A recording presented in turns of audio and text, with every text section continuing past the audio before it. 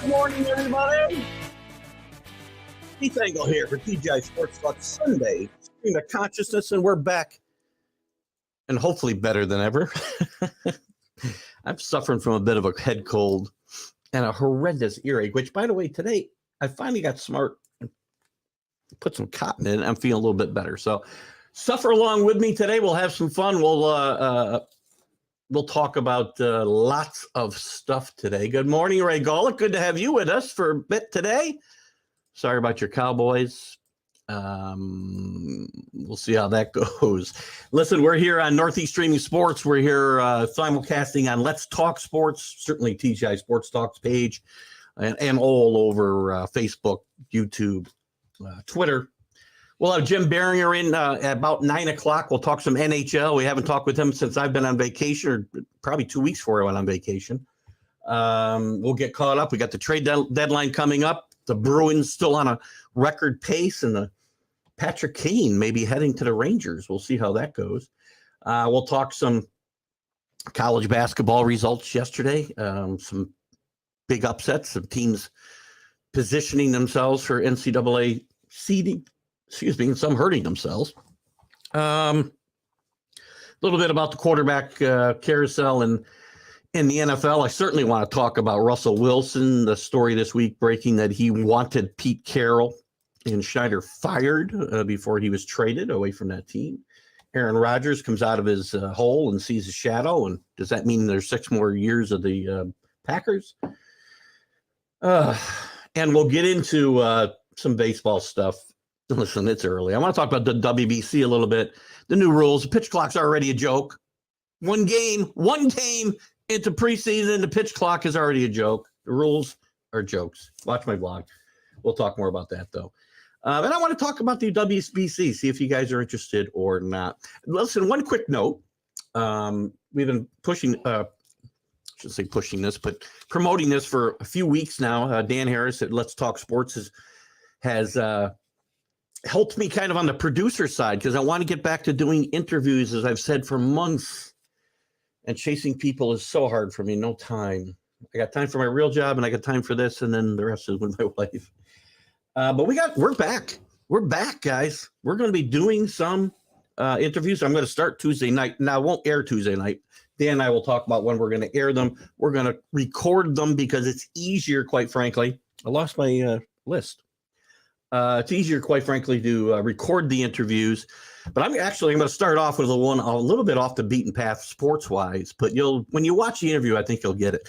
Tom Dreesen is a stand-up comic who I have been watching since I was a kid. He's 83 years old now. He's still out on tour. He's still very funny. Those of a certain age will probably remember Tom Dreesen, but he's a huge sports fan as well. Chicago fan, big Cubs fan. I want to talk to him about that fandom and the Bears beating here's my thing. Beating the Patriots in the 86 Super Bowl. I heard him talk about this in another interview, but we'll have him in. And we'll talk about his career as a comic, too. He was one of the first, I think the first, interracial comic duo was him and Tim Reed, who you remember from WKRP days. So we'll have a lot of fun, I think, with that interview, and I'm going to be doing that one Tuesday night, and we'll let you know when it's going to air. Also coming up, I'll be going to do all these interviews in March, and we'll see when they air. And I think Dan said he had one more for me. Jim Kern, former Major League pitcher, for 4 years, maybe one of the best pitchers in the American League, late 70s, early 80s. Chuck Foreman, Rick Sherlock, I hope you're here, buddy. I've said this a bunch of times. I know you keep pushing Dan about who he's gotten for me, but Chuck Foreman I'll be interviewing at the end of the month, so that interview will probably air in April. Jim Sundberg, great Texas catcher, still to be determined. Kermit Washington, really very good power forward in the NBA in the 70s and 80s, played with the Lakers, played with Portland, played with Clippers and some other teams, and was involved in one of the most controversial moments in NBA history when he delivered The Punch, which is the title of John Feinstein's book. And we will talk, and it changed the path of Kermit's career tragically. It was, again, it's very interesting story, and we'll see how he feels he fared after that. And lastly, for right now, Matt Robinson, former quarterback for the Georgia Bulldogs, Rick Sherlock, and had some great moments with the Jets and the Browns in the NFL. We'll talk with him this month as well. So we're back and better than ever when it comes to that. So what do we got here? We got some comments. We'll get off to his little start here. Their mess. Again, we'll be all over the board today. We'll probably be literally the stream of consciousness today. I was going to try to get the NCAA out of the way before Jim came on, but we can talk about whatever we want till 9 o'clock. We'll get Jim on, then we'll bounce around from the NCAA to NFL to Major League Baseball. My head is, if you haven't watched my vlog, I think I may have stroked out during that. Oh, God. The baseball rules. What a mess. Good morning, Rick Sherlock. Good to be back. I wish I was not suffering from a head cold. I come back sick every time I travel. My thoughts on the pitch clock? It's a joke. It's an absolute joke. All these rules are a joke. We're artificially changing the game for no good reason. Except they say to speed up the game. There are plenty of rules to speed up the game. They want more offense. So we change rules for pitch clock. You can forget just the pitch clock. You can only make 2 moves to first base. One, even stepping off the rubber is a move to first base. That doesn't give the offense a chance. Another thing to hinder the pitchers. So we keep diametrically changing the game just to force rules that are in the books and stop with this nonsense. And you already saw a ridiculous outcome yesterday because a game was decided. I shouldn't say it changed the outcome, but 6-6 and it's an exhibition game. But this is not what the rules intended for. 6-6, bases loaded, Braves and Red Sox. And the batter gets called out on a third strike, which never was thrown, because he wasn't in the batter's box facing the pitcher with 8 seconds left. Good freaking grief. So there's my thoughts on the pitch clock and the rest of it. And we can talk more about it too, Ray. And if you're for it, then God bless you. It's okay. I understand games are too slow. We can speed them up by just enforcing the rules the way they're supposed to be played today. That's all. For 154 years. I got the exact number. Watch the vlog, Ray. It's only 12 minutes. My head will... ugly. Happy snow-covered Sunday, Drew. I think we got a little bit more coming. I'm not sure what we'll get Monday. I think it's the worst thing ever. It's probably not the worst thing ever to happen to baseball, but it's close to it. And again, just another thing to hinder pitchers. Well, it's hindering hitters too. And I can see that they'll find ways to manipulate this rule as well. And that's another thing that just ticks me off, Ray. Wait, do we have the first replay of a clock violation? I swear to God, I don't know if I'll survive Rob Manfred. I've said many times since Rob Manfred became commissioner, will Major League Baseball survive Rob Manfred? I'm not sure I will survive Rob Manfred. I feel a stroke coming on now. Alan, I will be on. Alan, good morning to you. I'll be on with Alan. We're going to record a show with him right after we finish up here. Not sure what we're going to talk about. Alan doesn't want to tell me what we're going to talk about, so it's a big surprise. But I'm ready for him. Alan's a good guy, and he's doing a good job with his show. Jeff Coat, in respect to his opinions, he did answer your question about Lamar Jackson. Finally, felt he was injured and should not have played. Well, there you go. And I think Jim gives you an honest opinion too. I don't think that's a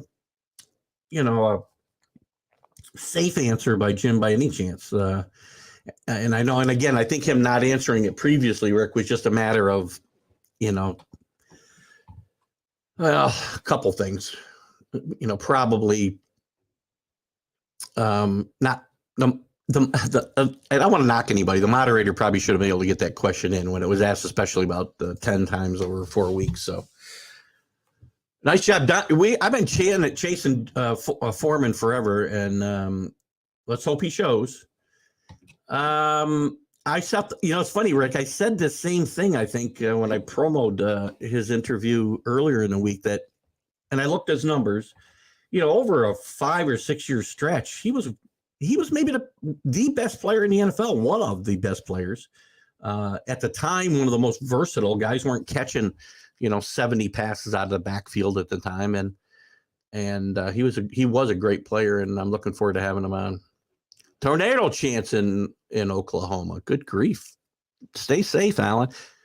I hope it doesn't happen during our interview. 15. Listen, we don't need any time, though. I agree with 15 seconds isn't enough, but look, there are rules. Go back and watch. I say this all the time. Go back and watch games just in the 70s. Ball goes back to the pitcher. The pitcher's on the rubber, getting ready to throw. That's what you need to do. I'm not saying that this game doesn't need to speed up and guys need to stay in the box. And games were better played in the 70s. Sorry. The athletes weren't as good. The games were better played in the 70s, 60s.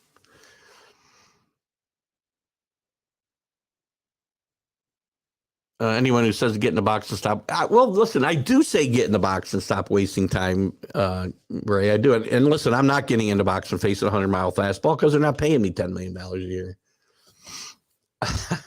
I get your point. But the games will go on forever if we don't. Again, I don't need a pitch clock. So again, pitch clock, go away. There are rules already. You're not supposed to get out of the box. You're not supposed to leave the rubber. You're not supposed to wander around the mound. And listen, I am not inclined to give hitters, and sorry, Ray, I'm not inclined to give hitters any more an advantage than they already have.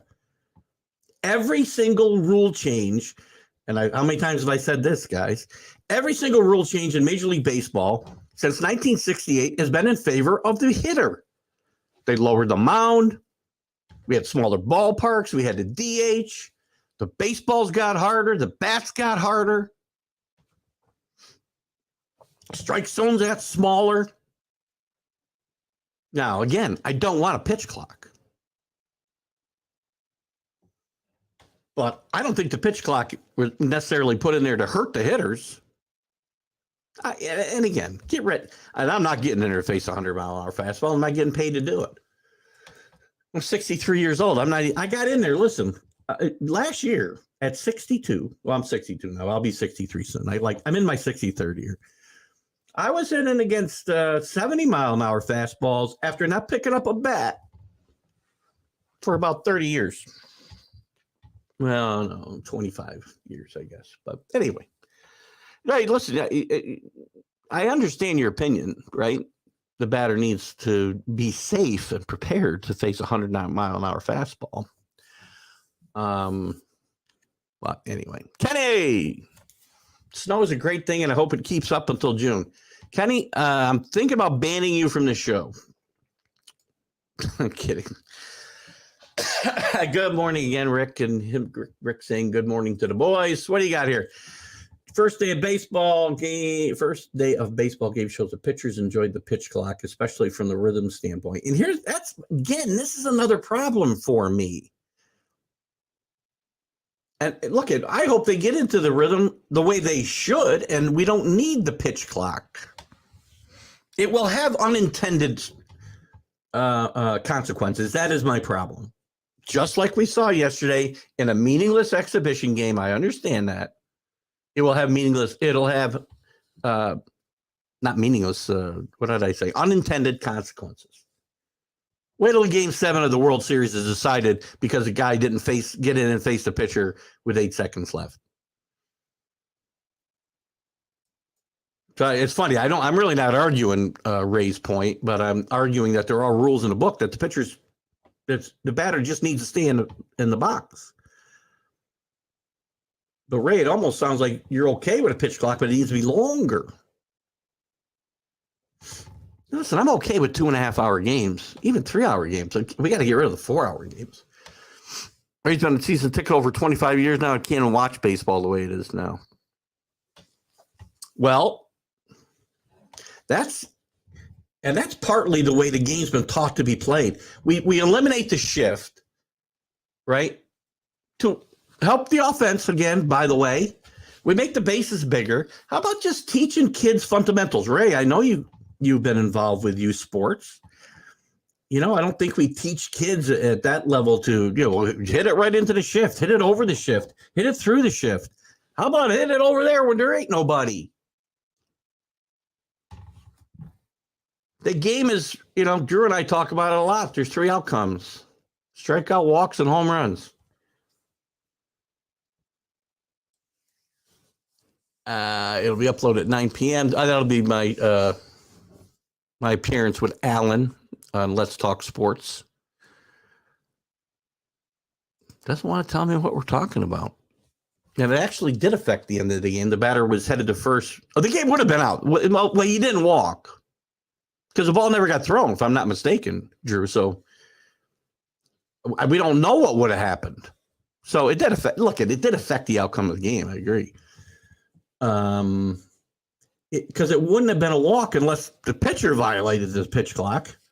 So I'm not sure why he was headed to first in first place. I don't remember seeing a pitch thrown. Maybe somehow the video I saw was edited and it wasn't thrown, but it looked to me like the pitcher was standing there still getting ready to pitch. So I don't know why he was. I think when the umpire jumped out and said something, he thought it was a pitch clock violation on the pitcher. Maybe I'm wrong, but either way, yes, it would have forced in a run and the game would have been over.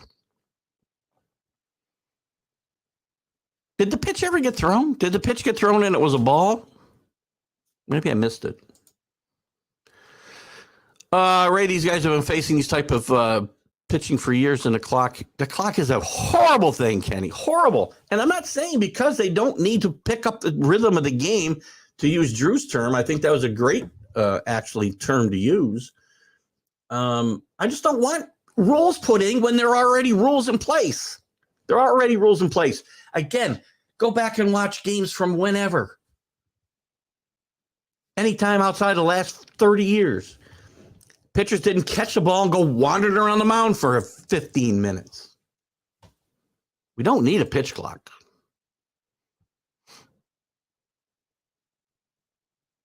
How come they didn't need it? How come? Explain to me. And I know there's more guys that throw 100 miles an hour today than there were in the 60s, 70s. But they didn't take 20 seconds. Most of those guys stayed in the box. And again, go watch a game from 1972, 1968 on YouTube and watch the ball come back to the pitcher and a pitch thrown in about 10 seconds. Every game. Hitters stayed there, and hitters were ready. And I'm tired of giving hitters every advantage in the game of baseball. Don't use some spider tack.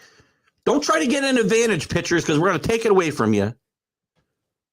You want to watch 10-day baseball? That's that's fine for you. I mean, or whoever. I'm not saying you do, Ray. Anybody who does, then God bless you. But God, man. This isn't the game I grew up watching. And Ray, I know you don't. We're probably more on the same page than we think here. And if we were having a conversation, I think this would probably go a little differently. Agreed. But there was only, 5 minutes of actual action in a football game? I'm not going to compare the sports. I agree with you that it is a chess match, but not one that should take 4 hours. And they already had cut down the when they started enforcing the rules that are already in the book, by the way. They had already sped up the games, and the rules in the book are: you don't leave the rubber, you get the ball, and you're ready to pitch. You stay in the batter's box. Those rules are in the Major League Rule Book. And if baseball wants to speed up the game, let's stop checking pitchers every inning. Let's shorten the commercial breaks. Let's. By the way, nobody ever talks about that because we can't hurt the TV side of it. Kenny will have a comment for that. I know, and he's right. But we don't need to check. We don't need to. Why are we more worried about this? We are guys running to first base, running to second base, turning singles into doubles, or doubles into singles, triples into singles, triples into doubles. That's why the game's unwatchable. We got to check pitchers when they come off every half inning. No, I'm not saying it is good for. It's not good for anybody. The rhythm of the game should be natural. Absolutely 100% agree. So I think we're probably on the same page here. Ray. Just enforce the rules that we already have. No, 45-second clock. What's that 1 minute between? No, don't have a clock at all. I'm not going to argue for a longer clock, a shorter clock. I'm not going to argue for any clock at all. I want to put the onus on the umpires to enforce the rules we already have and keep the speed of play moving along. It worked for 154 years. Well, 144 of them anyway. These pitchers are only pitching 1-2 innings now. That don't matter to them. They come in the regular season. Pitchers will be against it too. I think the pitchers are against it or will be. I think Drew's comment, and I don't disagree, the rhythm of the game needs to pick up. There is too much dead time in baseball. You don't need, and listen, there's no bigger baseball fan than me. Everybody will say that it's a baseball fan. I get it. But I want the game played the way it's been played forever. We don't need to change it. People keep telling me that I need to change my thinking, that I'm a dinosaur. No, I'm not. Keep fixing things that aren't broken. There are ways to speed up the games. Shorten the commercials. We'll check that out. You know this rule is going to get manipulated badly, right? I'm glad to see we have such lively activity on this too. So, and nobody disagreed with my vlog from Friday yet. We're just ripping into every single new rule there is. People don't understand they are pitching into the shift as well. Oh, come on. I get that. Nobody, but they don't teach mechanics and fundamentals the way they used to, Ray. You cannot argue that point. Watch every guy take the same swing with 2 strikes as he does with none. Watch all the way to, not every one of these guys, which is why the Yankees need Andrew Benintendi back or somebody like him. Not another strikeout machine. You know what? Joey Gallo's the only person you need to watch. Same swing. 0 strikes, no strikes. Don't need to eliminate the shift. Are you telling me that pitchers are that much better now than they were forever? When the shift was done to Ted Williams back in the day. Ted Williams was only the greatest hitter of all time, so he was able to get around it. A lot of games have been shipped, right? That we certainly agree there. Guess this is where we'll have Jim Biringer on here at 9 o'clock. We'll be moving to the NHL, so we'll finish up your comments here. But keep them coming, and we can pick this discussion up. I don't care if that's all I talk about all day.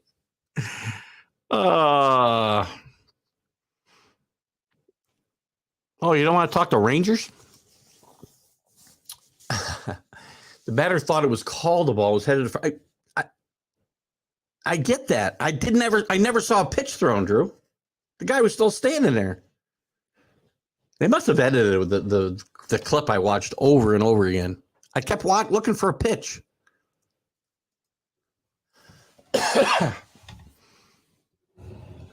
No, limiting throwing to first base is a horrible idea. And the bigger bases are not needed. So the game's been 90 feet between bases forever. Now we blow that up. It's not diametrically, that doesn't diametrically change the game at all. Can't step off. A lot of pitchers with great moves don't give you your best move the first time.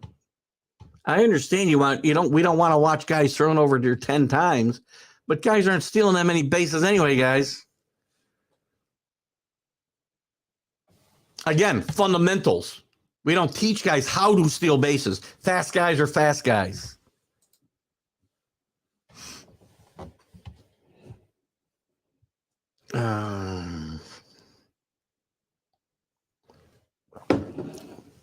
Maybe. I get it, Ray. I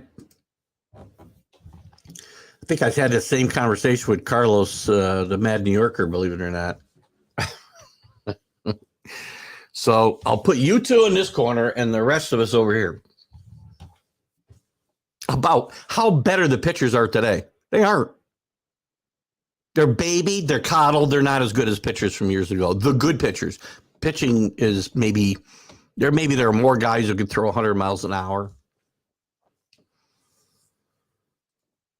Oops, sorry, I messed something here. Excuse me. If their heads aren't in the game, then neither should they. That's great. Wilson Contreras found a loophole to the pickoff. Turns out the catcher can throw over base. Interesting. Good point. Not the same thing, but I get it. And you can kind of keep guys close that way rather than throwing over. So, again, we're one game into the meaningless preseason, and already guys are finding loopholes. Stick to baseball, right? I don't remember you as a football guy. I don't. I think he was talking baseball. Oh, gosh. Yeah, don't take offense, Ray. I mean, I'd like to. Everybody's entitled to their opinion. I will tell you, I'm going to repeat the Billy Packer comment from when he passed away. I never heard this before, but it fits me to a T. Oh, God, I'm trying to remember the comment now. It's I'm often wrong, but never in doubt. So when I believe something, I'm going to argue it passionately. So what does that mean for baseball? What? So what does that mean for baseball? About 2 minutes? Oh, we're talking about the 45 seconds. Yeah, I know. That is a problem. Agreed. Listen, I don't want the rule. Let me make it clear. Don't want the rule. A few of the majority of pitchers and batters don't do what they made the rule for. No, listen, some guys are in there. And listen, as I said, a few years ago, they started enforcing the rules in the book. And it did speed up speed of play. But they didn't take it far enough, I don't think. The umpires, I think, are afraid to enforce the rules.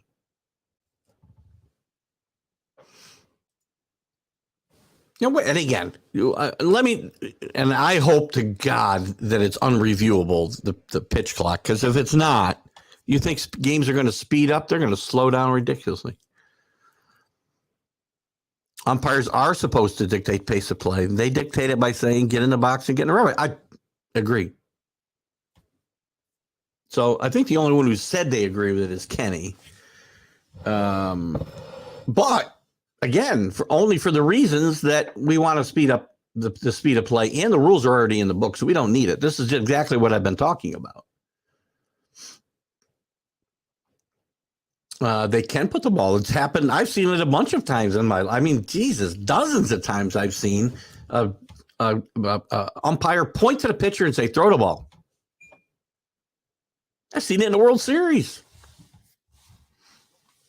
Get rid of the batter armor and see if they can hit it all. Well, I think they'd still hit, but I'm all right. I get it. Nobody pitches inside anyway. Pitchers don't pitch inside. Another thing, by the way, I mean, I know, Ray, you think these pitchers are much better today, but they're afraid to pitch inside, most of them. And then when they do, batters don't expect to get thrown at, and they do have the protection of the armor. So it's another thing that actually helped the hitter. I am too. Don't get me wrong. I'm a huge fan of small ball. Not that you don't need home run hitters. Let me get through these real quick. I see Jim's in our waiting. We're going to switch to hockey here in a second. It's why Houston is winning championships. You can get killed in the postseason. Absolutely 100% agree. Any true hitter can put the ball anywhere. A good hitter. Tony Gwynn could find a way to take an inside. Look at Derek Jeter took inside fastballs to right field all the time. Tony Gwynn would hit freaking 500 against the shift. Strikeouts are a huge well, the strikeouts are, again, it's the approach to the game, and the shifts are a byproduct of that. We're going to have to stop this conversation. We'll pick it up, though. Trying to see if there's anything. I agree. Stop messing with the rules of baseball. I have no problem with that. What did Drew say here? Drew has something to say before I bring more. Yeah, I'm not sure what Kenny was agreeing with. Drew, that doesn't help with a runner. Oh, he's talking about throwing a catcher. It does keep him closer to the bag, Kenny, but good point. All right. Anyway, one more thing. Rick loves Ray, and I've known him since Little League, and he had a passion for the kids, and he does. I know that about Ray a lot. I do know that. Met Ray through Joe Altieri, actually, who got me hooked on this whole thing. Again, then teach the swing to guys to beat the shift, Ray. Okay, anyway, let's move on. Our next guest will be, let me find his banner here before we get going here.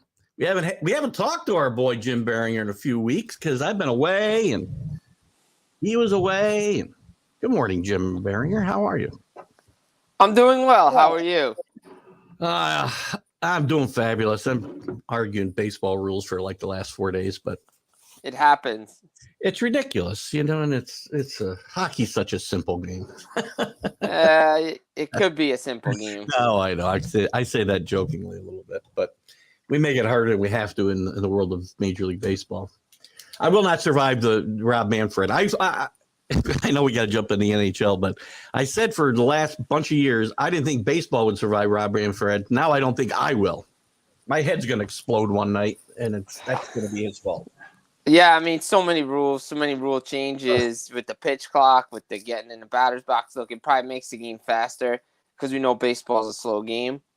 But man, a lot of it, too many rule changes, and they're all bad. I know. I told my wife, sue Major League Baseball when I die of a stroke in my chair one night. So anyway, on that morbid thought, let's move on to the NHL, where there's so much going on. We got the trade deadline coming up. We got the Bruins still on a record pace for points and wins, and that hasn't changed since we last left. And, the Rangers playing well and maybe bringing in one of the bigger stars in the game over the last decade anyway. Yeah, it's crazy, man. The Bruins continue to just be having a historic season. Last night, Linus Ullmark, goalie goal. You don't see a lot of those. Those are always no, you don't. And it was it's just an exclamation point on this historic season for Boston. Who, yo, what's up? Oh, and go Jets! We're already on Winnipeg. We haven't even got two words out. Hey, I was at 2 Winnipeg Jet games last week. Jets look pretty good. I'm not gonna lie. They actually made a trade yesterday. They acquired Nito Niederreiter from Nashville. Yeah. It was a solid pickup with no Cole Perfetti out, probably most likely for the rest of the year. They had to add some depth to their team. Top 6, middle 6 guy. Niederreiter's that guy. He can put up the points, score some goals. So that's a good pickup by Winnipeg. Boston just continues their historic pace. They made a trade last week with Washington. They increased the depth with Dmitry Orlov and Garnet Hathaway, 2 guys that are, I mean, if you see these guys play, you're like, oh, these guys are Bruin players. So they make 2 nice little acquisitions, maybe not done here, and they're still in on Luke Shen and a couple other players. They want to add some more depth to their team. So, hey, the trade deadline is here. And as you said, Patrick Kane to the Rangers. Look, there's a lot of pieces falling into play right now. So, the Rangers acquired Vladimir Tarasenko a few weeks back. Chicago media asked Kane how he felt about the trade. Kane was not happy. He wants to go to New York. His running buddy, Artemi Panarin, is there. Okay. He goes to Toronto. Toronto makes a trade to acquire Ryan O'Reilly and Nola Chari. They try to ask him the same question. He's, no, I'm good. But, so yesterday, the Rangers, we know for a while Vitaly Kravtsov wants a trade.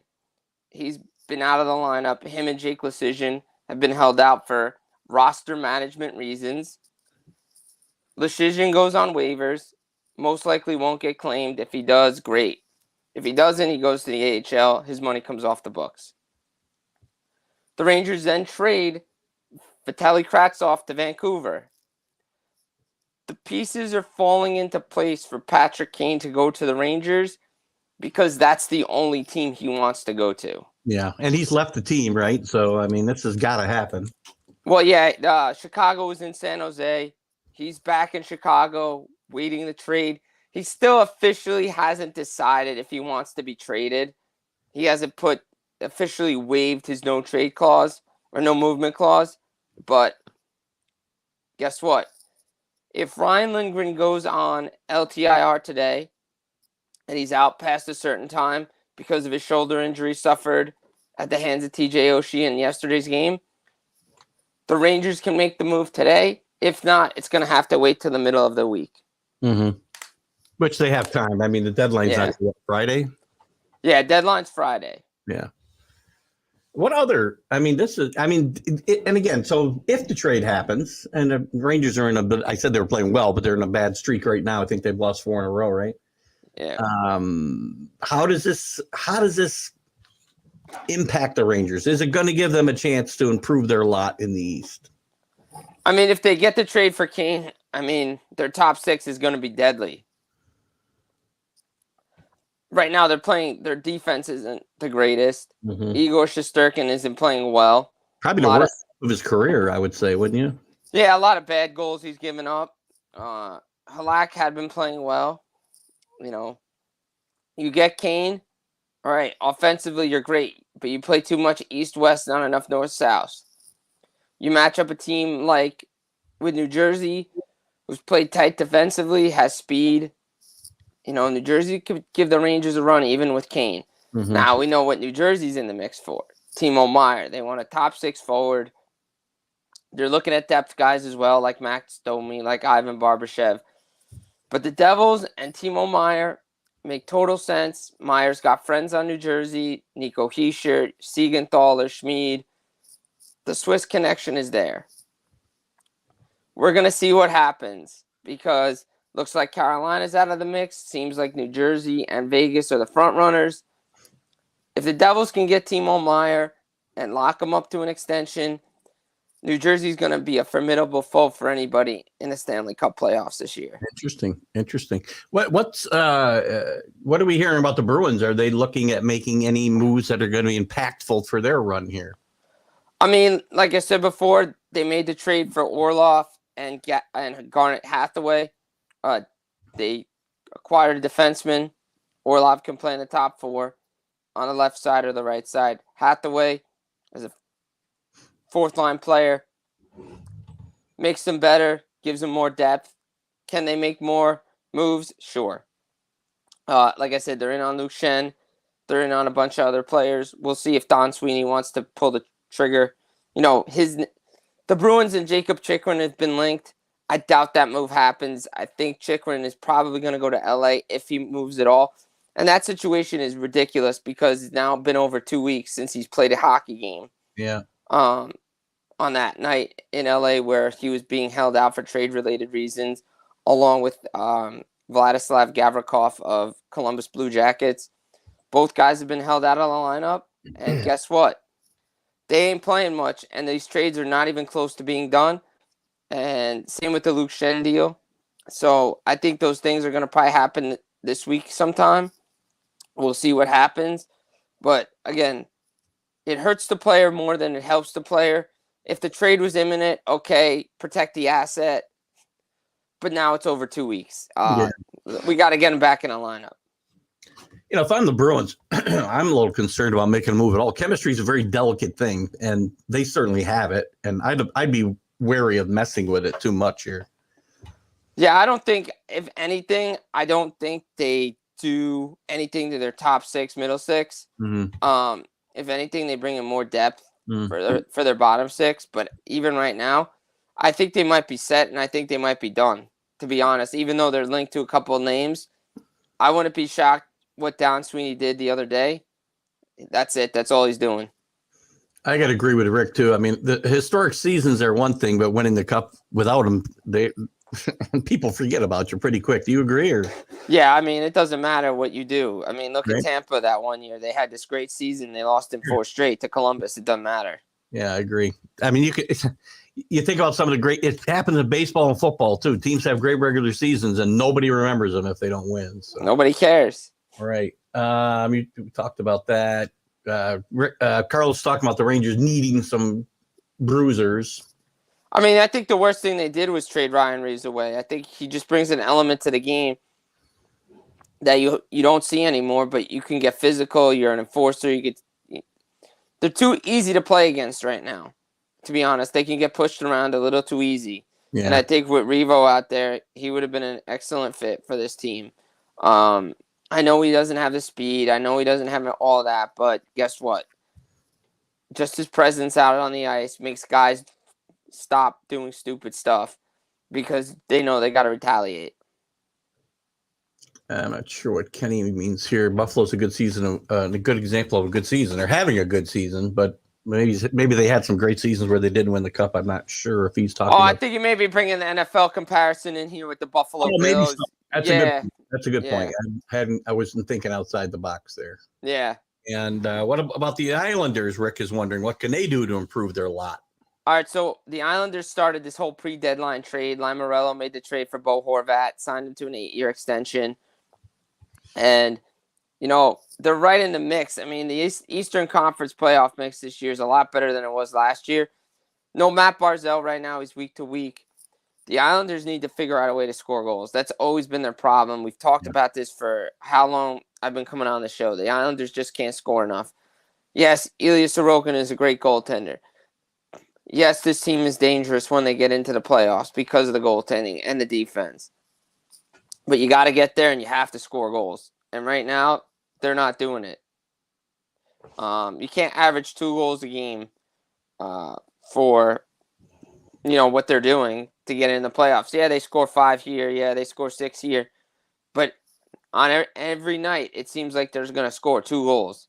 Bank on it because that's what they do to survive. They play good defense, and they score a couple goals when they can. Now, the Horvat acquisition's been great. He's, lived up to expectations since he's come over from Vancouver. They still need something else. And I think they need another goal scorer for this team to go anywhere. And maybe it might be time, similar to what we're seeing in Nashville, maybe you look towards next season and you start moving some assets. I know they sit in the first wild card spot.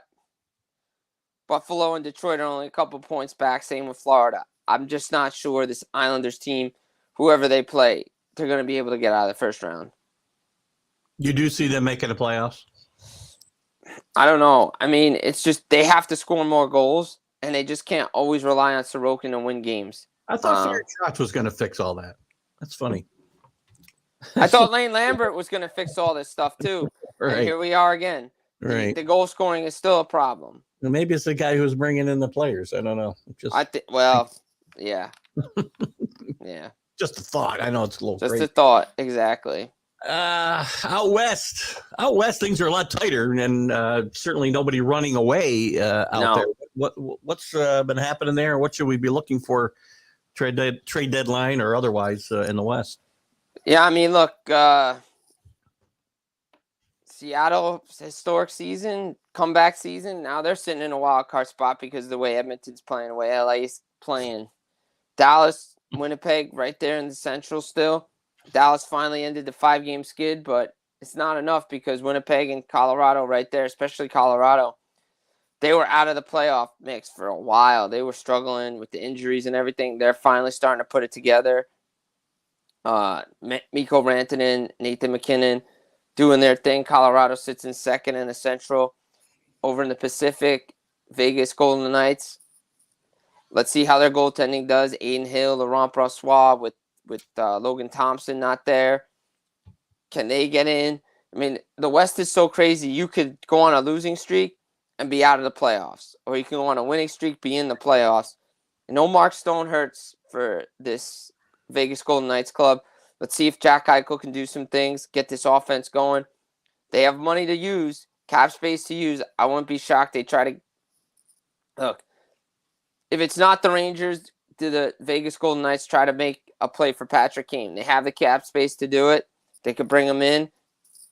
I could see it happening. Will he go there? Again, Vegas has an opportunity to win. Does he want to win? Vegas, Patrick Kane, bright light, showtime. You never know. LA is going to make some moves. They want to add some defense. Edmonton wants to add a defender. Can they bring in maybe a Chickman? They've been linked to Erik Karlsson. I don't think that deal gets done now. I think it's more of a summer move.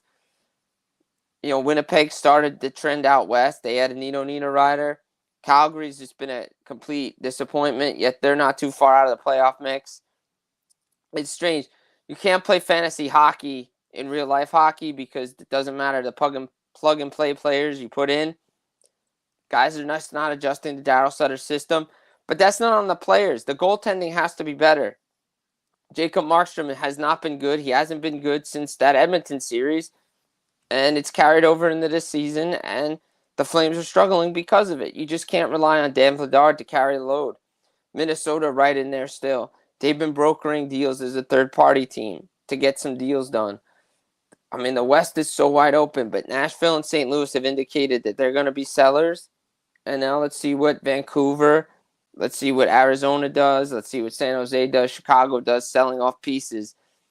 Because we know those teams have players teams want. And if I'm the Vancouver Canucks and I'm a fan of that team, I will be very, very disappointed if more guys don't get moved at the deadline.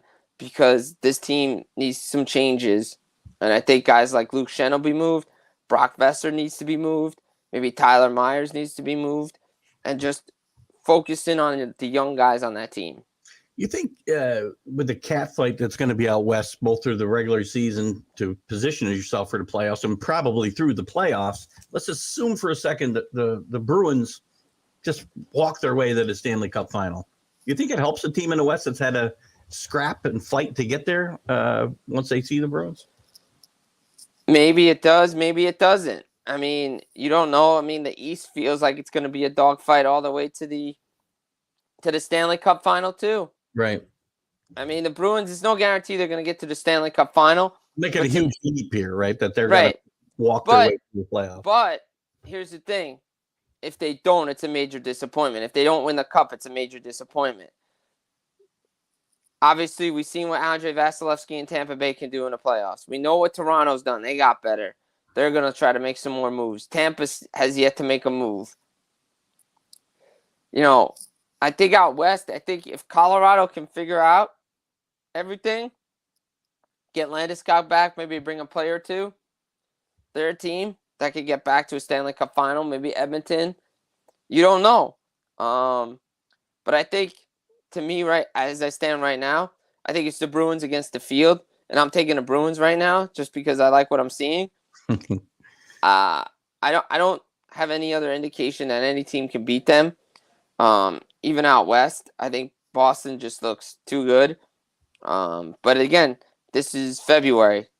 We're not there. We're not even in the Stanley Cup final yet. So we're going to see what happens. It kind of sounded like your comments from earlier where the Devils may have positioned themselves as being maybe the major roadblock for the Bruins in the East.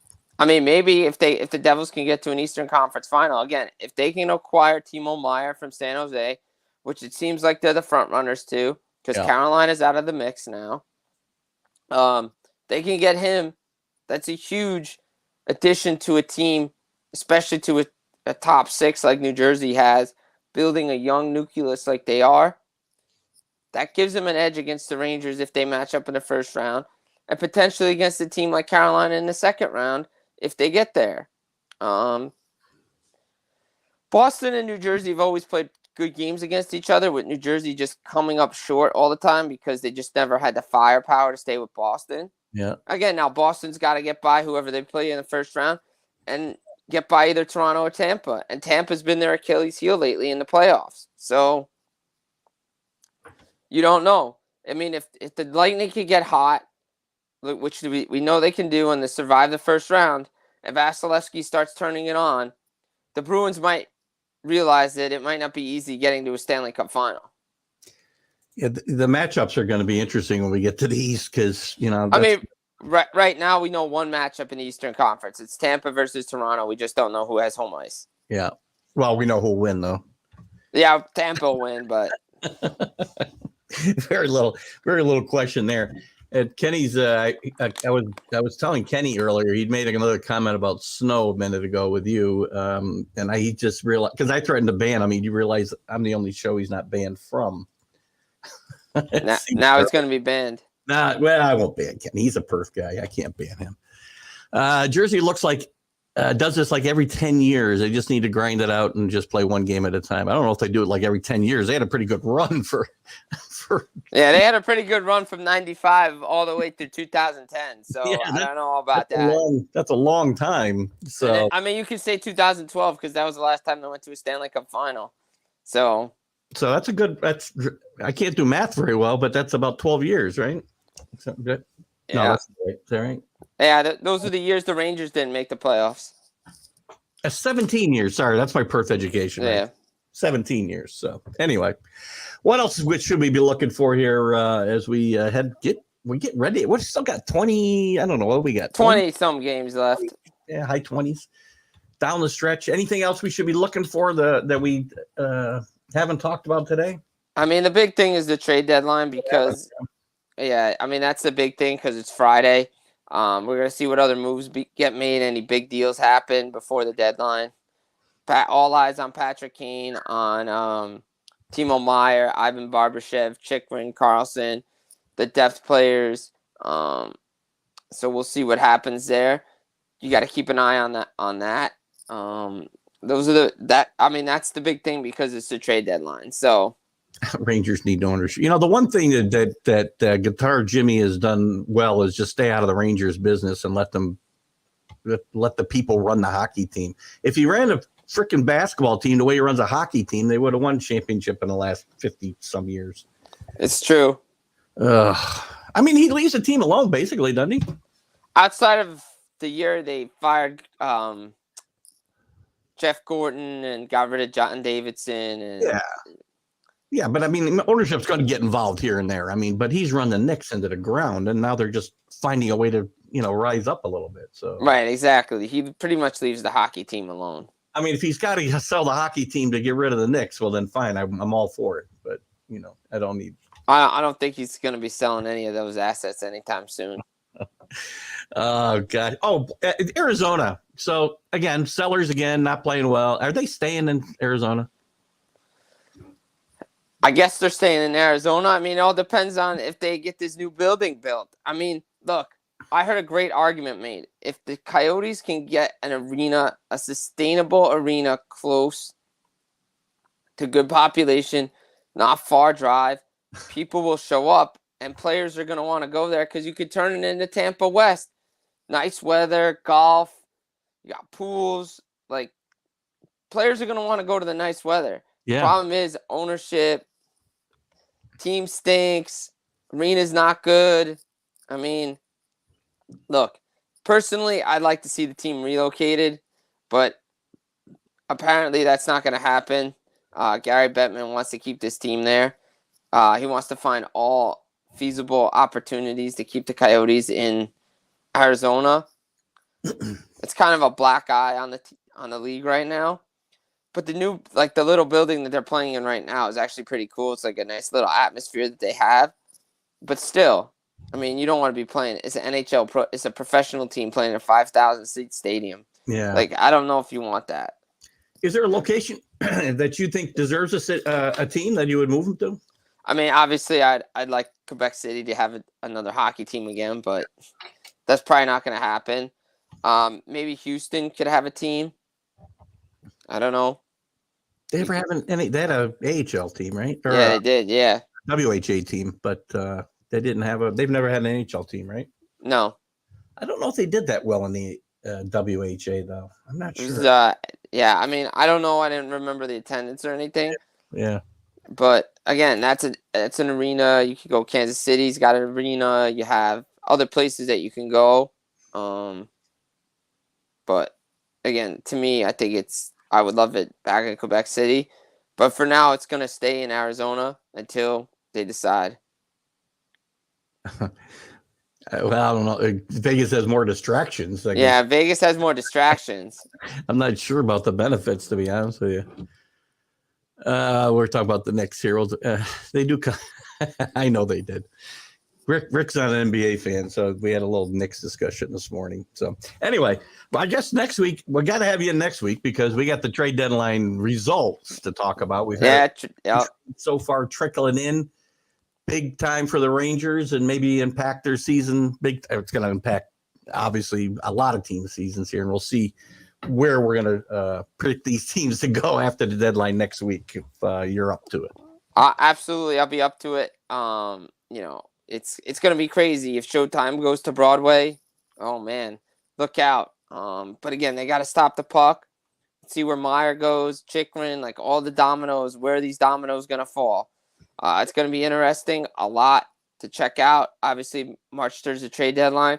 Things can happen before then, and, it's going to be crazy. And Kenny wants to set up a road trip for us to go to Jersey and watch you play some hockey. Sure, why not? Anytime. What's the prices to the end of those games anyway? Not much, free. I don't know if I can afford free. Jim, thanks a lot. Listen, we'll have you in next week, and we always appreciate you coming in and letting us know everything that's going on in the NHL. Thanks a lot. Hey, thanks for having me. Always a pleasure to be on. Have a good Sunday. You too. Bye-bye. The great Jim Biringer from FullPressHockey.com. If you're not checking out that website and you're a hockey fan, you need to do so. You can also catch Jim on a lot of the other Let's Talk Sports shows as he does some stuff of his own. Plus, he contributes quite a bit. So we didn't get this in, but the Nordiques, Quebec, we were talking about bringing the team back to Quebec. The Nordiques moved. Where did the Nordiques move? Did they end up being the Avalanche eventually, I think? North Dakota should have a hockey team. Yeah, I'm sure that they would pack the ceilings in North Dakota because there's nothing else to do, but I'm not sure that's going to happen. And, of course, thanks for being here. It stops to talk about basketball. We weren't talking basketball. Where were you, Kenny? Oh, it eats up time, so I don't have time to ever talk about basketball. I was going to talk about the Knicks a little today, but maybe we won't. I don't know. Bear with me a second here while I adjust my earpiece. God, I'll tell you guys, I don't know if you ever had an earache. I have had, I've had a cold, and I think I've got a sinus issue that is affecting my ear and my teeth. Now, I can handle an earache. I can handle a toothache. I can handle a sinus headache. I cannot handle all three at once, and that's what I've been dealing with the last couple of days. And that's the end of me crying. We're not firing Tibbs. Carlos, you got to pay attention to what's going on and read between the lines and read the tea leaves, buddy. They got a superstar playing at the top of his game. They brought in a great piece to work with a kid he played in college, and Brunson and Hart. Barrett played a really good game, beating a really good Pelicans team the other night. This team is on their way. We won't talk much basketball, I promise, Kenny. We'll move on. They win a few games. You're the guy off your rocker, Carlos. You don't understand anything about what goes on a sideline ever.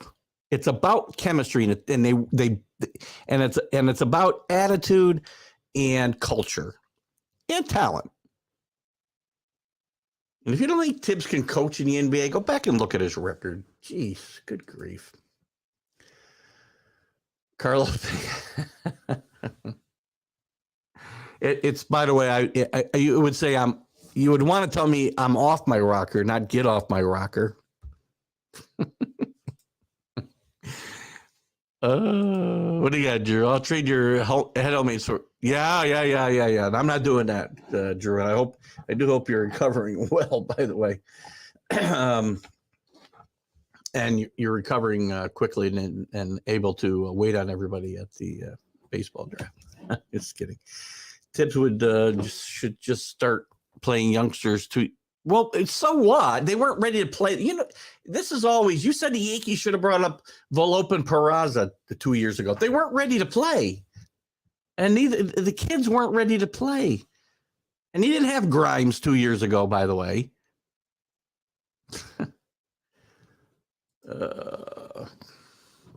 Yeah. It is, but not for you. It's not rocket science. That's for sure. Science.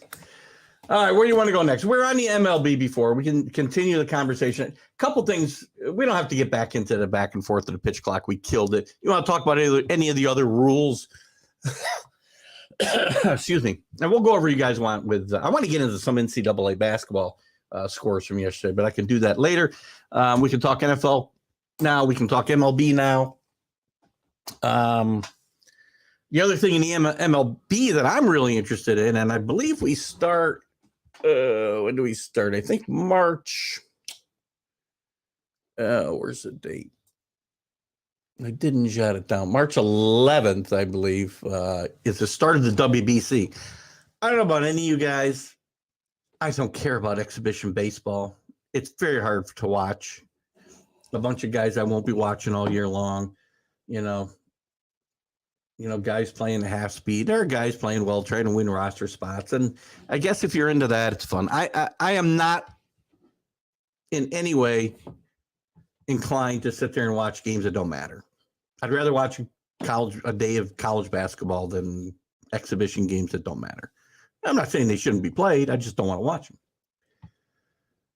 I'll find out what happened and who's playing well afterwards. That doesn't mean I won't watch some. But the WBC, I got 2 weeks of really good, meaningful baseball. We only play every 3 years, and it didn't get played in 2020 because of COVID. So the USA is the defending champions, and I'm very interested in this entire thing. And if you are going to watch it, if you are thinking about watching it, you're not sure, I would recommend you watch it. I have yet to watch one of these, and it's been going on. How long's it been going on? I had it here somewhere. No, I lost it. Crap, I had it. Here it is. Since 2006. Every one of those tournaments I thought has been a lot of fun to watch. And you've had Japan win twice, the Dominican win once, and the U.S. win once. And really no surprises that those teams would do well. Some surprises through the year. The Netherlands, who Bert Blyleven, another guy I would love to get, I'm working on getting an interview with. The great Hall of Famer, Bert Blyleven, is the pitching coach for the Netherlands. That's where his family's roots are. May have been born there. They finished fourth the last two tournaments. That's for the Netherlands. That's amazing. I don't think there's any other teams that have finished in the top four that really is shocker. I'm a little worried about the U.S. team. The U.S. team's offense is tremendous. They've got a tremendous lineup to put out there in all these games. I worry a little bit about the pitching, but it seems pretty obvious to me because the pitchers, and the problem with the tournament is when it's played, right? Pitchers aren't ready to go more than, whatever, maybe by that time 4 or 5 innings.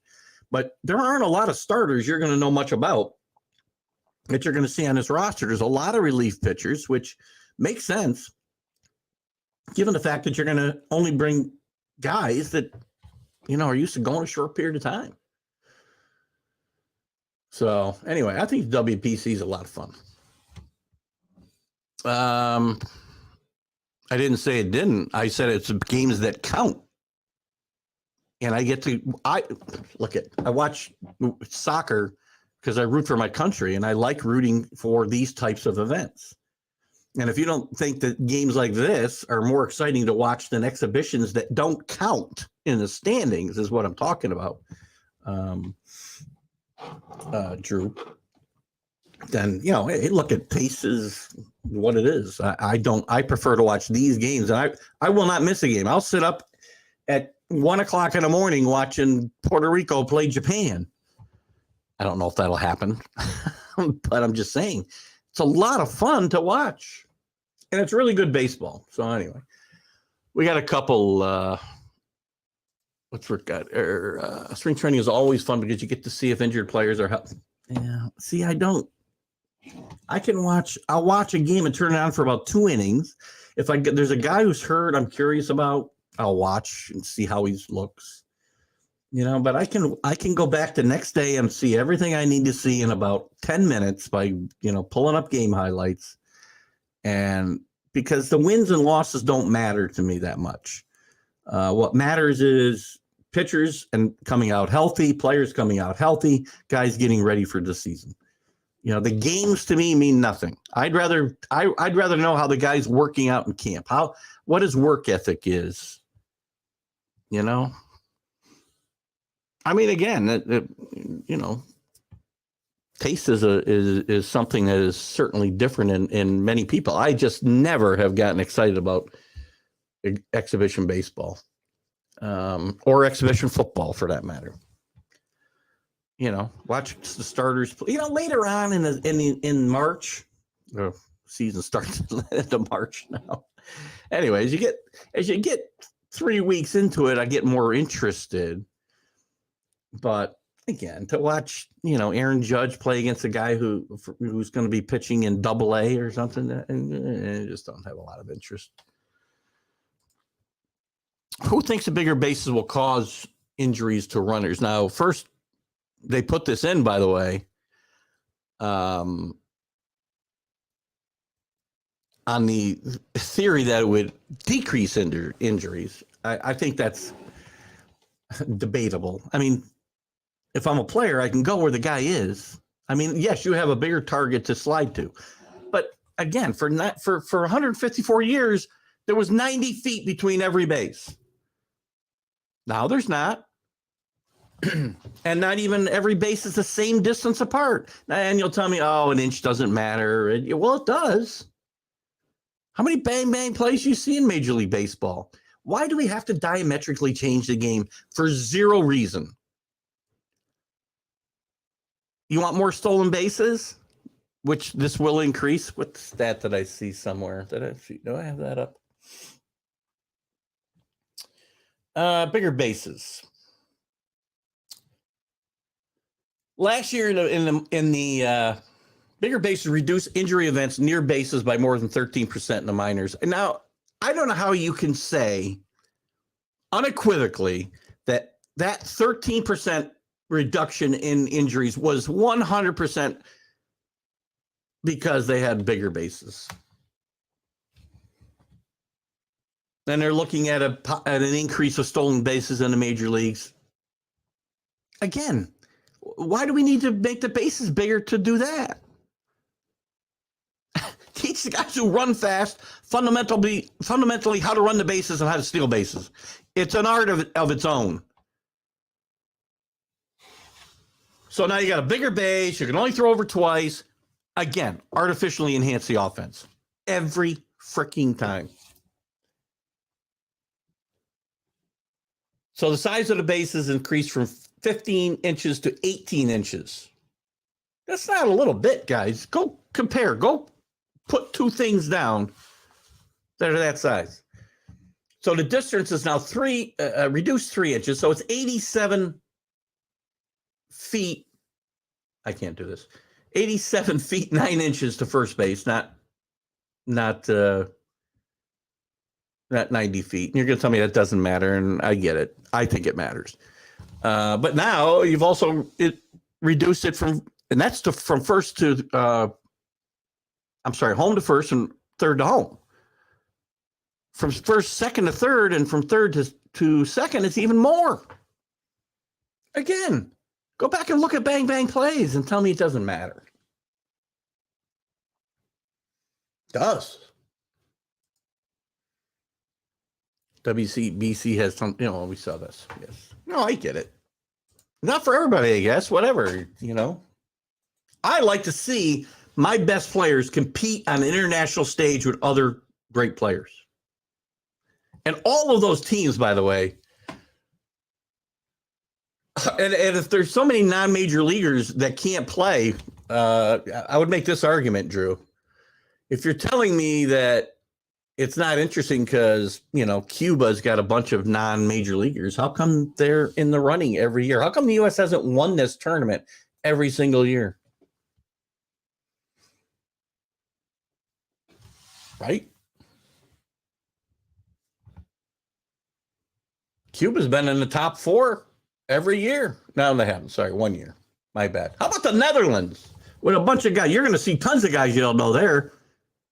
They've been in the top 4 the last 3 years. 2 years. 2 tournaments.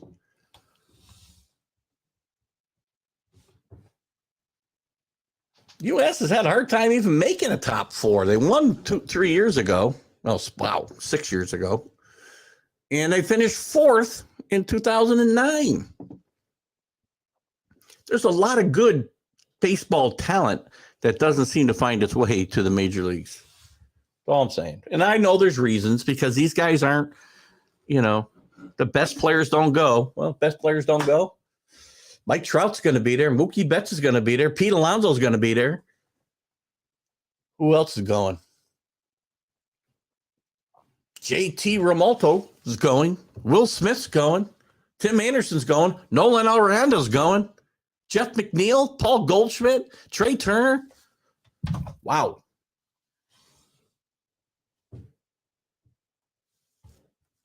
Should be able to compete. What do you got here, Alan? Baseball's getting so stale as a product because of these rule changes. Basketball's unwatchable. The stars sitting. This is why I prefer the NFL over anything. Look, the same thing's happening in the NFL, though, Alan. I would make the argument that the NFL isn't even close to the game that it was in the 70s, and it's not a better game. It's not more exciting than it was in the 70s. Now rule changes are put in for player safety. I get it. But they'll be playing flag football like they did in the Pro Bowl here before long. The NFL is no different than the other sports. They just market it better. That's all. And I did see a comment. Ray's probably gone. I saw one of the comments that baseball is supposed to be long. It's not supposed to be 4 hours long. And I don't think baseball is a stale product because young people, by the way, and I'm sorry, Alan, this will be directed at you and people in your demographic, but baseball's stale because you want something happening every second. And as Ray said, very much happening in football for a lot of the time. Baseball only needs to enforce the rules into the game, get people who are coaching and managing teams to correctly instill fundamental baseball a fundamental baseball approach to the games, to hitting, to fielding, to base running. And you will get a game that's not stale. You'll see hit and run more, right? Manufacture runs more. Don't just sit and hit into shifts and hit over shifts. That's why the game's stale, because you guys want to see something happening every time. And the game became stale because MLB believed that they needed to get the young people involved. And we needed home runs. We needed home runs. Worst thing ever happened to baseball was the Sammy Sosa and Mark McGwire chase, which was steroid driven, and Barry Bonds breaking the all-time record artificially. So, again, they've made it stale. And all these other leagues have done the same thing. What's Drew got here? Have no issue with the WBC just saying it doesn't make spring. Oh, no, I didn't. Listen, I'm not saying it doesn't make spring. You like spring training. You like spring training. For me, like yesterday, I couldn't sit there and watch the Yankees play 9 innings. I watched the Yankees play like 2 innings yesterday. And also watched a lot of college basketball, which was very exciting and very important. Columbia team getting better every year and very exciting. Good for baseball. I don't know whether it's good for baseball. It's good for Columbia. Who they got? Let's see. I got all the rosters here. Where'd they go? Let's just see real quick.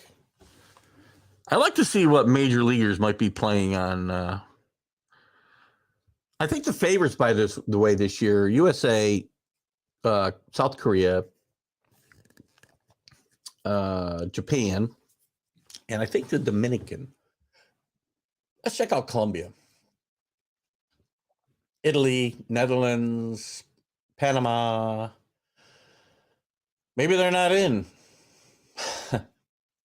I don't see Colombia in the tournament. Well, that'll kind of, there they are. Sorry, my bad. Any major leaguers? Mexican League's professional baseball. I don't need to know Nabil Krismet. Luis de Avila, I think I know that name. Pedro Garcia.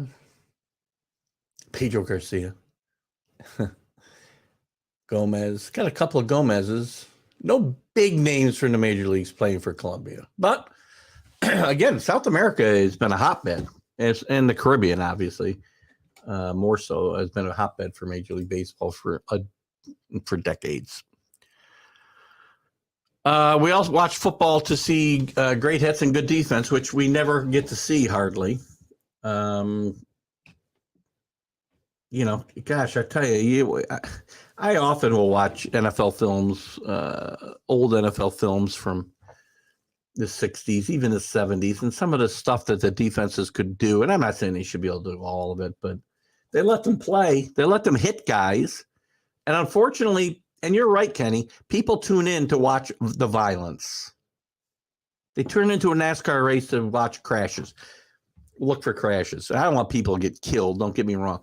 The casual fan, they turn in. The NFL is built on two things: gambling and violence. No two ways about it.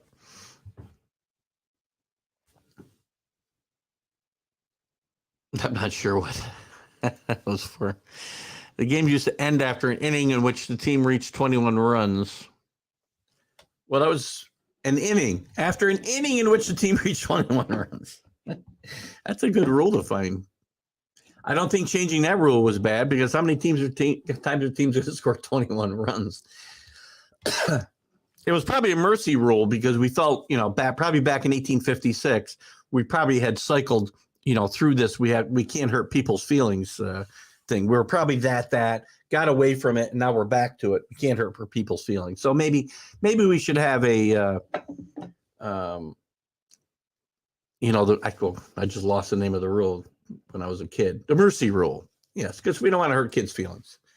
I don't know about you, but when I was a kid and my team was getting beat and they stopped the game just because we were getting beat so bad, I got pissed off. I didn't say, oh, thank God they showed mercy.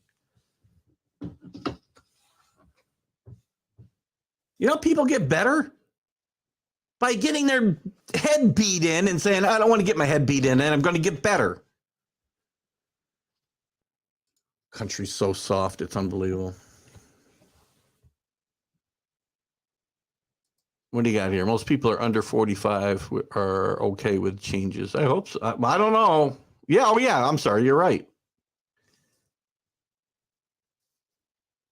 Well, it's the people all think that baseball started when they started watching it, or sports started when they started paying attention to it.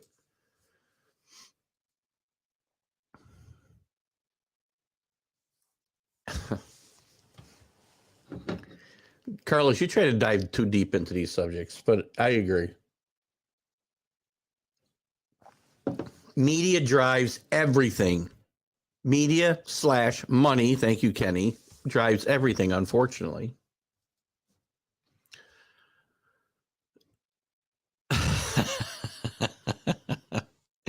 You might be right, Kenny. What they want to see is immediate gratification. That guy didn't hit a home run, change and channel.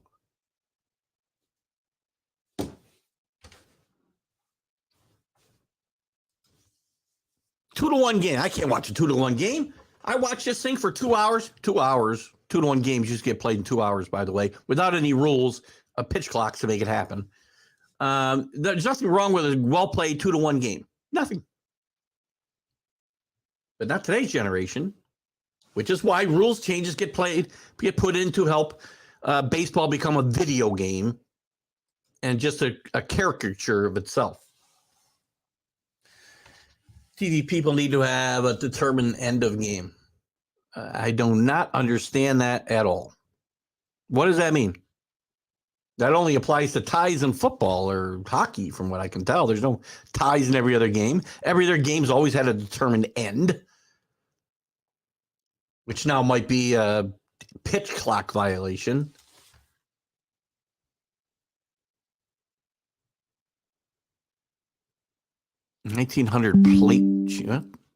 What? 1900 plate change from square to 5 seconds. Again, I didn't say there were no rules changes, and So apparently, Billy Waldo has taken upon himself, since I said the game's been okay for 154 years, to find every rules change. By the way, I didn't say that rules haven't changed. Rules have changed. And I said they changed for the worst almost every time, because, especially since 1968, and we can go back to 2000 or 1900 if you want. Every rule change since 1968 has benefited the offense. Everyone. Now, maybe this pitch clock will have the opposite effect and not help the offense. Urshela. I missed Urshela. And they don't, and by the way, that strike zone is also much smaller now, Kenny. That went away in 1968 or 9, along with lowering the mound. Bad rule. Just because they made, and that's 3 rules in about 100 years, by the way. We've changed about 10 rules in 2 years. 3 years. Changing baseball is probably more corporate than fan based, anyways. Well, it's not geared towards me. That's for sure. They feel that, young guys with disposable income are the guys they want watching the games. What's wrong with old guys with disposable income? I might actually start paying to go to a game if you made it more affordable, and you actually showed me a game that didn't take 4 hours to play, and you called the rules that were in the game, and you stopped putting in stupid rules, so I won't even know whether the game ended or I got to wait for replay after any ending plays. And Jesus, who the hell wants to go sit through that crap? Which I will. It's funny, Rick. They did away with the jacked up click, but they didn't do away with it for a long time after, the NFL decided they need to get tough with injuries. They were still showing that part. I think it's on Monday Night pregame show, right? You guys have got some awesome stuff today. Awesome. To your point, look at who listens and watches these shows like yours and others. Well, my demographic isn't the young guys. It's kind of us old guys, but that's fine. I was lucky to play on good to great teams throughout my playing days, but in those down games, I wanted my opponents to understand it was not going to be an easy game for him, and he better keep his head up. I agree. You know why? Because there were no we didn't don't need mercy rules. Get better. Get your head kicked in. You want to kick his in, and even one time. Anthony Price, how are you? Sorry, Anthony, I wasn't doing the show live or the vlog live the other day when you were commenting. And I know you're for the pitch clock, I think based on a comment you put in there. The only one I didn't like. And I was trying to comment, and I was having trouble commenting for some reason after the fact when I went back to look at some of the comments. If you make the game faster, you should be giving players full contract. I'm not sure. If you're making the game faster, you should be giving players full contract. Well, they are. Maybe a little clarification there, Kenny or Anthony. Sorry. Listen, I tried to ban Kenny earlier, just an FYI, just for his snow comment. We don't want snow. I don't need to be coming back from 10 days in the Caribbean to see this. Doug. Neil, welcome, Neil. I haven't seen you in a while. Well, I haven't seen anybody in a while.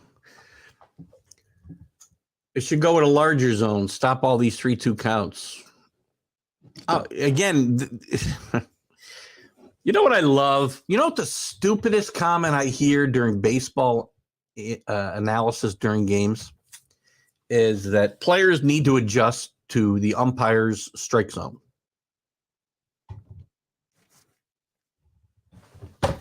There's only one strike zone. And again, whether it's, armpits to the belt buckle or whether it's knees to the elbows, whatever you want it is, that's what it is.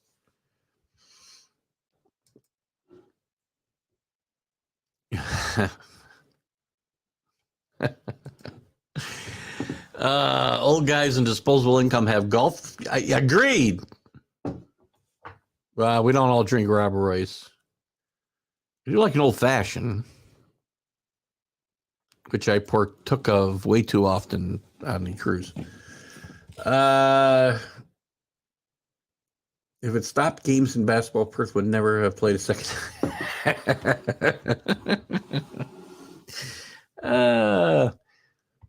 And let me ask you a question, Kenny. I'm a firm believer of this and that's why I don't agree with any sport that doesn't keep score. I don't agree with it. I don't care the age. I really don't.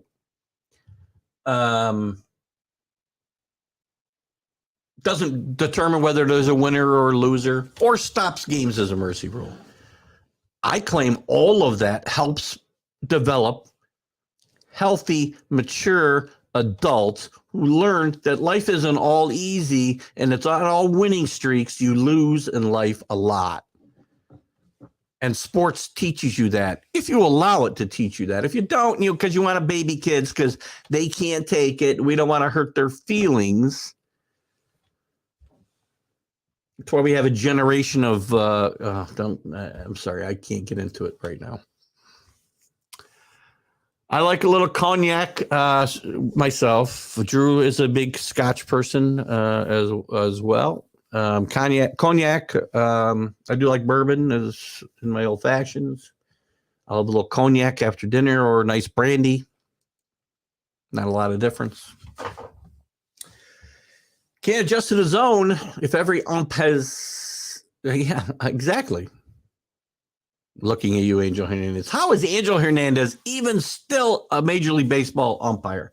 They evaluate these guys, and this guy has got to be the worst Major League umpire in the last at least 20 years. I won't say in history because I don't know them all. Every umpire has a strike zone of his own with guidelines by the rules. But how is that? And again, I'm not saying you're wrong, Kenny, but how is that conducive to having any consistency in a game? Because if I'm up there, my strike zone should be the same. Now, I know a strike zone for a 6'4" guy isn't the same for a 5'4" guy. It is the same, actually. It's just not the same size, right? But it's the same. Whatever. Union baseball is not as strong as you think it is. It's not as strong as it used to be. I'll tell you that. And that's a good thing, by the way. If we lose in life 90% of the time, but move on to get better and win, then when we shouldn't. And I agree. I think I agree with that 100%.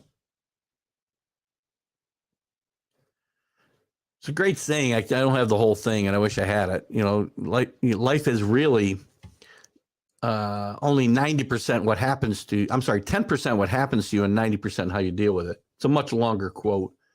And I wish I could give the person credit right now, but I'm not going to look it up. It's a much longer quote, and it's great. If you haven't looked it up, it's an awesome quote. And I've had it on my refrigerator since about 25. Joe West, I don't know if Joe West gets a bad rap, and maybe he's not a great umpire. I like Joe West because I think there's some funny moments with Joe West, and maybe that skews my opinion of him as an umpire. But I think it's Angel. Oh, the union for umpires in baseball? I got you. It is a strong union. Don't get me going on unions. Unions protect the weak. Why would you want that? There was a time and a place they were important. This is 2023. Coach, a great rookie league baseball where the opposing coach asked if we could continue after we ruled him out. We shut off the scoreboard and continued as we wanted his players to get good. Exactly the point. I had a couple of great rookie league teams myself at Perth. I'm sure that quote was not from Basement Bob. No, Basement Bob doesn't know what the hell's going on half the time. It's all a perception of the umpires. I personally was a pitcher's umpire. I liked it low. I forgot Kenny was an umpire. I get it. Yeah, but I guess, and again, I didn't umpire, so I don't have that perspective that you do. And I guess, your perception is going to change based on who's pitching or who's hitting. But I don't know. To me, the strike zone is the same wherever it ought to be. Or again, if you liked it low and people knew that, then I guess it's all right. I don't know. Anyway, what else we got to talk about today? Anything else in Major League Baseball? I want to get into some football for a little bit. We can go back. Drew, if you got more baseball stuff you wanted to talk about today, I'll certainly jump into it. I just didn't have a ton of stuff because it's just not a lot happening. Jacob deGrom, maybe he'll pitch in a game soon. Great, that great move by the Rangers, which We'll talk more. We'll talk a lot more about teams' prospects as we get through the next few weeks. Drew, I want to talk to you about doing our preseason analysis, probably, close to the end of the month. And I would ask you to go out and get yourself the cheapest headset and microphone you can get. Maybe we can eliminate that audio issue we've had the last couple of years. Well, you and I can do a preview, but I do my long. I like to do my long one with Drew, and I'm going to do that again this year. But you and I can certainly do a preview show on a Friday. It ought to be interesting, that's for sure. Let's see. Anything else going on in Major League Baseball? I don't know. Pitch violations. Manny Machado, by the way, will go down in history. Well, I guess not, because it's only an exhibition game. But he got the first violation. It wasn't certainly as big as the one we talked about at the top of the show. Brian Reynolds, his extension talks with the Pirates are still at a standstill. He'll still be continued to be mentioned in trade talks right up to the trade deadline if he doesn't get traded sooner. Phil Reagan is suing the Mets, for age discrimination. I think he was 82 when he got fired. He was only brought in as an interim coach. He never promised a full-time job, so I'm not really sure, how that leads to age discrimination. But what do we got here? We toss a player for any reason. I thought it wasn't. I thought it wasn't in the sport of the games. I'll bet you were tough, Kenny. I did see your role. Comment earlier. If you got banned, oh well, I'll just make it. I did see that. Mark Robichaud was a very good umpire. He always asked for the game, asked after the game how I thought I did, and I always felt he was consistent and fair. That's why he asked you. Because you're going to give an answer he knew he was good and fair. Just kidding.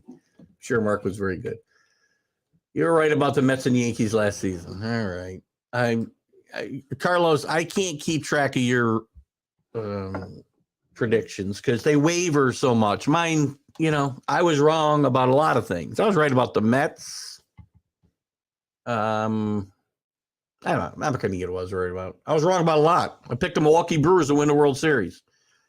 And I may give you the Milwaukee Brewers as a long shot again this year, by the way. Teams to bounce back. Machado's already said, what do you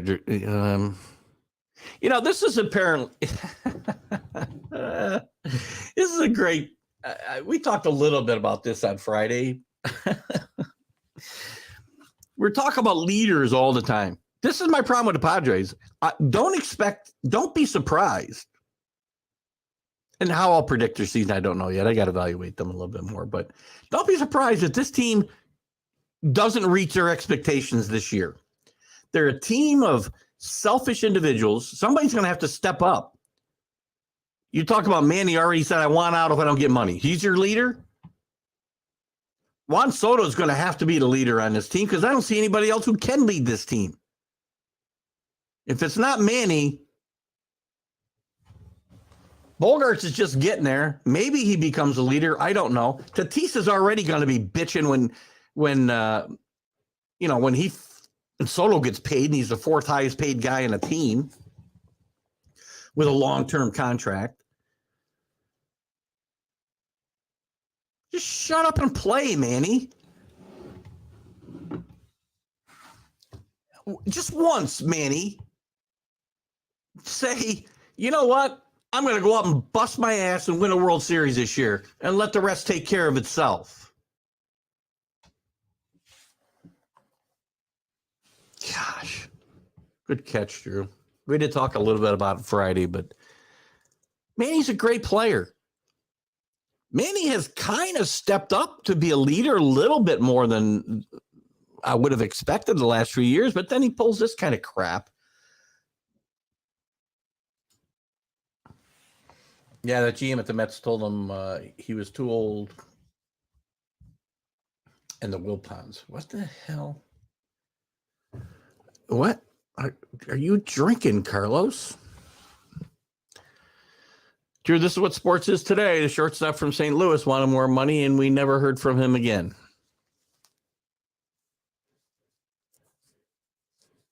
I'm trying to think who that is. But you're not wrong. The overall premise is absolutely right. Again, let's talk about these contracts a little bit. I am all for people getting as much money as they can get for as many years. I don't care. I really don't. I got to pay for it, even if I don't go to games, my cable bills go up, bills go up. But don't give them an opportunity. You want the money and the years, then that's it. You're done. You're done. Don't give an opt-out after a year, 2 years, 3 years.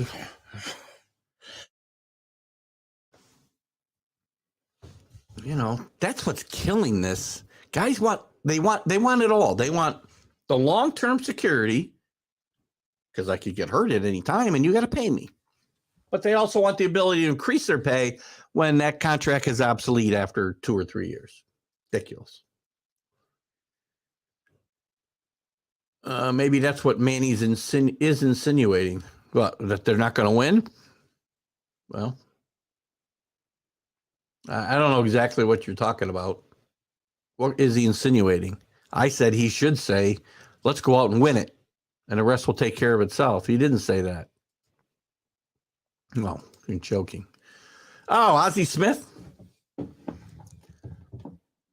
I don't remember the Ozzie situation. I don't, you sure it wasn't Gary Templeton? Because Ozzie got traded for Gary Templeton in a swap of great shortstops. And Templeton, I know, was having a contract issue at the time. I don't remember Ozzie having really serious but again, my memory's not as good as it used to be. Oh, well, Brody, well, maybe. Well, first of all, you just fire people. You don't tell them why. New York State's a right-to-work state. I can fire you for any reason I want. Unless it's your race, your creed, your religion. It's not working out, Phil. I mean, if Brody Van Wagon, whatever the hell his name is, said to Phil Regan, we're not bringing you back, you're too old. Well, that's just the stupidest thing you could say. Because he didn't need a reason. He just said we're going in a different direction. That's all.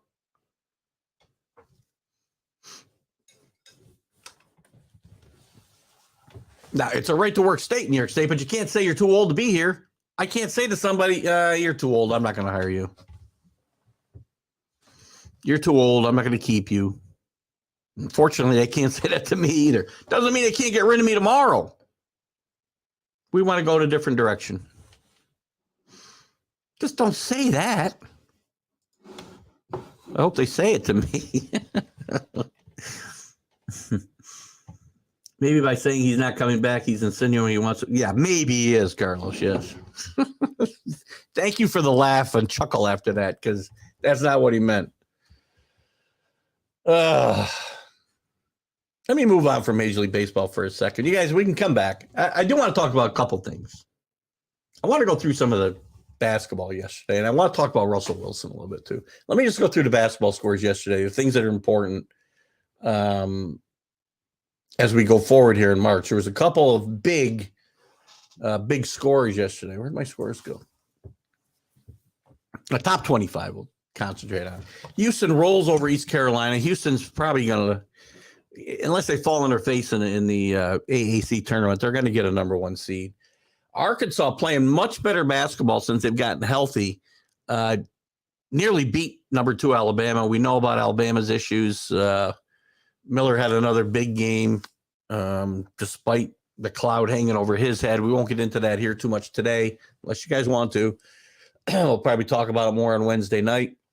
But Alabama squeaks out an 86-83 thriller after trailing most of this game. West Virginia goes to Kansas and gives them a tussle. Kansas back up to number 3, definitely on the 1 line. Big 12 could be looking at a bunch of high seeds. I still don't see West Virginia making the tournament. Sorry, 5-11 in your conference doesn't get it done. Indiana with a big win. Purdue continues to spiral with their 4th loss in 5 games, maybe. 79-71 to Mike Woodson's number 17 Indiana, who had overcome a bit of a slump recently. North Carolina helps their NCAA chances a lot. They're securely, it's squarely on the bubble. Is it squarely on a bubble actually a real? Can you actually be squarely on a bubble? They are squarely on the bubble, but this win over Virginia yesterday helps them as they move to 18-11, 10-8 in the ACC. Arizona State, again, another team squarely on a bubble, beats number 7 Arizona, who's stumbling a bit. 89-88 on the road. Bobby Hurley's Arizona State Sun Devils, after a pretty good start, they're now 11-7 and 20-9. Lunardi had them out of the tournament as before these games yesterday. We'll see if that continues. Baylor playing really good basketball of late. Beats Texas at home, 81-72. Marquette, Shaka Smart. Nobody's done a better job in the country than Shaka Smart at Marquette. He beats DePaul 90-84. He and Marquette. He didn't beat him alone, of course. And number 10, Marquette, gets another win. I'm going to tell you something. This team goes on to win the Big East tournament. Don't be surprised if they sneak up to the 1 line if somebody falters. And they're certainly looking at a 2 seed. Perhaps at a minimum. Tennessee overcoming some recent struggles, just kills South Carolina 85-45. In a game I thought St. Mary's would win on the road at Gonzaga. Gonzaga wins a big game, 77-68. Both teams are going to the tournament. This is more of a seeding issue. I thought if St. Mary's were to win this game and the conference tournament over Gonzaga, they'd be looking at maybe a 3, as high as a 3 seed. This will probably not happen for them. Miami, Jim Larangar's team's been playing good basketball. They were playing great basketball. I turned the game off. They were up 20. I don't know, with 7 minutes left. And they lost the game 85-84. Kansas State wins at Oklahoma State 73-68, hurting Oklahoma's at-large status and solidifying their own. UConn beats a bad St. John's team. Listen, St. John's 17-3, 7-12 in the Big East. Mikey Anderson's going to get fired, I think. This team has gotten worse. Posh Alexander, who was one of the better players in the Big East last year, has gotten worse. He brought in a bunch of really highly touted recruits and transfers, and the team's worse than they were last year. He started to make some progress. It's becoming obvious St. John's, which has been down for a long time now, is going to need a new head coach. Villanova, in their first year without oh my gosh, his mind just went out. Jay Wright. Villanova was struggling early on. Watch out. 15-14 overall, not good. 9-9 in the Big East. Villanova's playing some really good basketball. Nobody's going to want to play them in the Big East tournament. San Diego State wins 73-71 over New Mexico, hurting. I think New Mexico's probably not going to make it now unless they were to win the Mountain West tournament. Oklahoma beats Iowa State. Iowa State's reeling and they better be careful. They may not be making the tournament after, I think they were up in the top 10 or close to it a month ago. But Oklahoma beats them. And don't talk to me about Oklahoma's chances. They're under 500 for the year. How they're on a bubble. Anybody's bubble is beyond me. Texas Tech, again, supposedly on the bubble with a 5-10 record, now 5-11. They lose to TCU. TCU's been dropping due to injuries, but they got their best player back, and they're playing better basketball now, and I would expect TCU to make the tournament, and who knows, still make some noise. Maybe Mississippi State beats previously red-hot Texas A&M at home, 69-62. So we'll see what kind of issues this brings up, and we'll catch up with your comments here.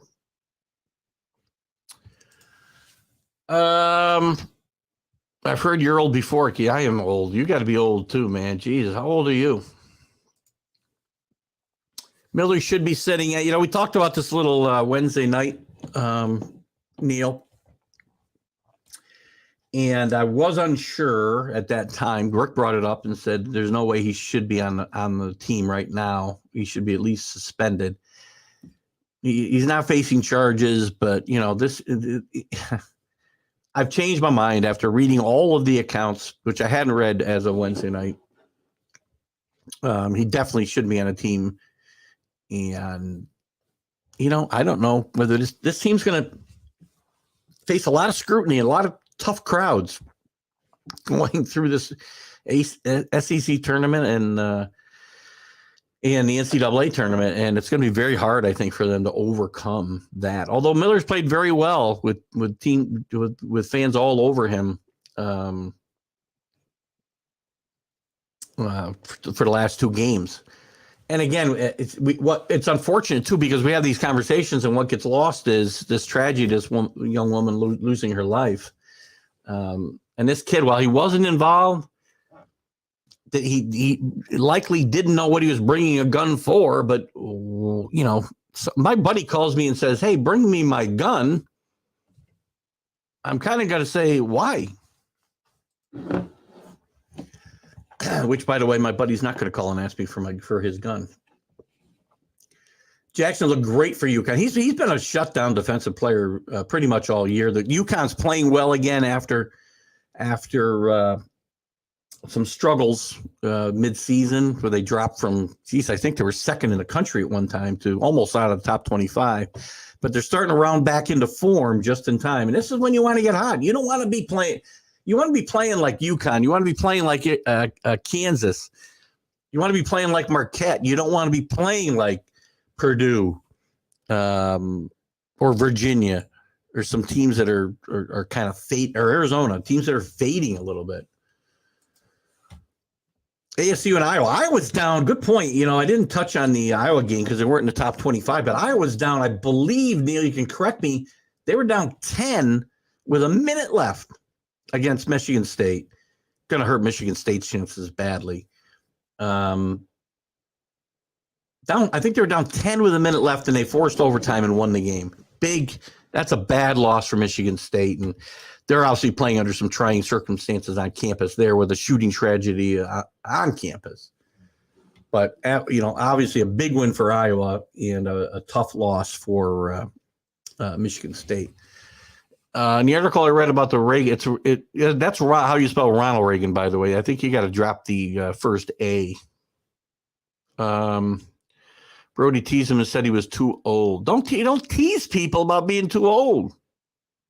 Article mentioned that was the reason he gave the Wilpons to not fire him. Article mentions that was a reason he gave the Wilpons to not fire him. Well, first of all, you don't talk about when you want to fire somebody. And by the way, I'm not sure you can fire an interim person anyway. You just don't retain them. So was he fired? He just didn't get the job full time. He was never given the job. He was an interim replacement for I don't remember who.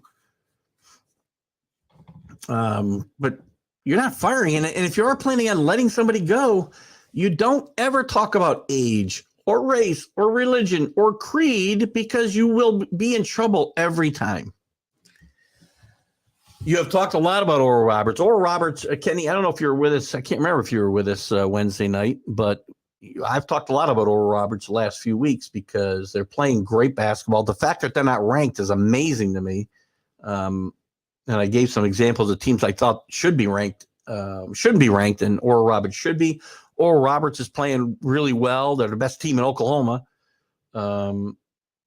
And they've got some recent success in the NCAA tournament. So it's a good team. And listen, Gonzaga, I've been down on Gonzaga all year, but they just, they don't have the talent they had. They don't have the backcourt players, which you really need in the NCAA tournament. Really good, experienced backcourts.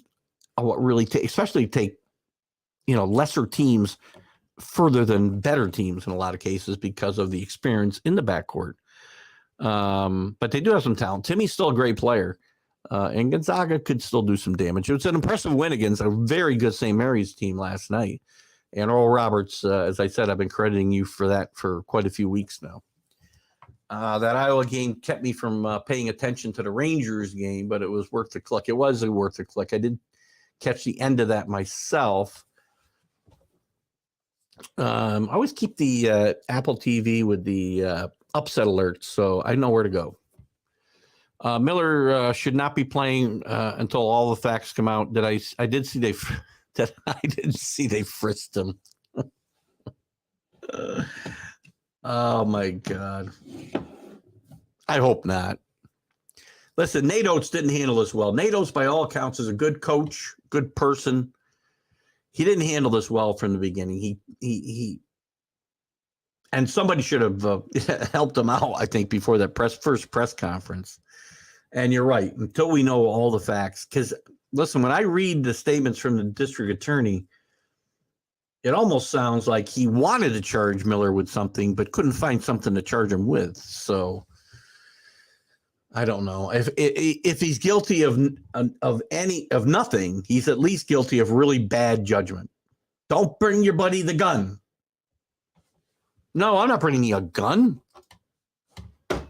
Chad and the Padres are finalizing an 11-year, $350 million extension. Oh, good. Good, because that's what you ought to be doing is letting yourself be held hostage by your players. And again, please don't anybody throw up Aaron Judge in my face because Manny Machado and Aaron Judge are two completely different cases.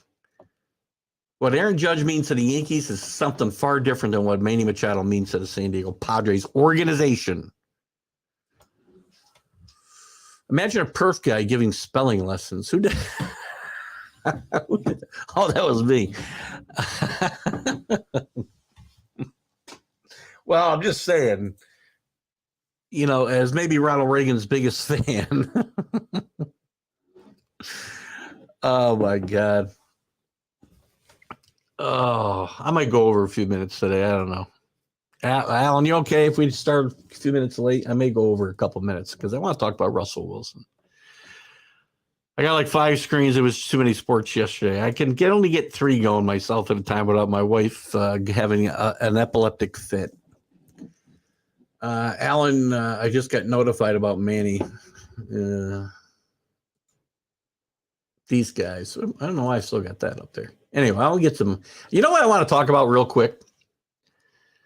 If I can find my so we might go a little over. Alan, I don't even know if you sent me an invite yet. I didn't see it in my email earlier. You might have done it while we're doing this. Where is this? I want to talk about this and what anybody thinks about this. I think this shows, and I don't know what happens to NFL quarterbacks. It didn't happen to Tom Brady. Sorry, it just didn't. You guys who hate him, you can say whatever you want about him. I don't care. Aaron Rodgers. I liked Aaron Rodgers early in his career. Then he turned into a prima donna and then a total nut job. Russell Wilson, I liked early in his career. Then he turned into a total prima donna. The reports are out yesterday that and he's denying them, and his lawyers are denying him. The report came out in The Athletic that in, I think, February of 22, I want to say, here's a thing right here. Where's the date? No, I can't find it right now. Anyway,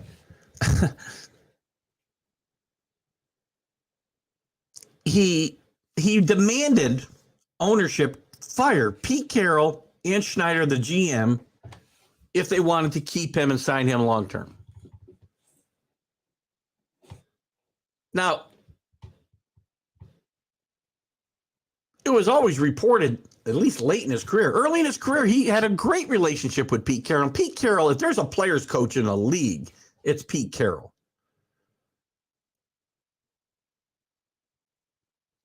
Now, it's one thing, to demand trades and demand to renegotiate contracts. But I'm going to tell you something. If I'm an owner and a player comes, I don't care if he's my best player. I don't care if it's Wilson. I don't care if it's Tom Brady. And he comes to me and he says, I want you to fire the coach and the general manager or I'm leaving. I'd say goodbye. See you later, which is what they did. They traded him and got a pretty good haul for him. And what looks like a great trade for the Seahawks, even if Geno Smith is a one-year wonder.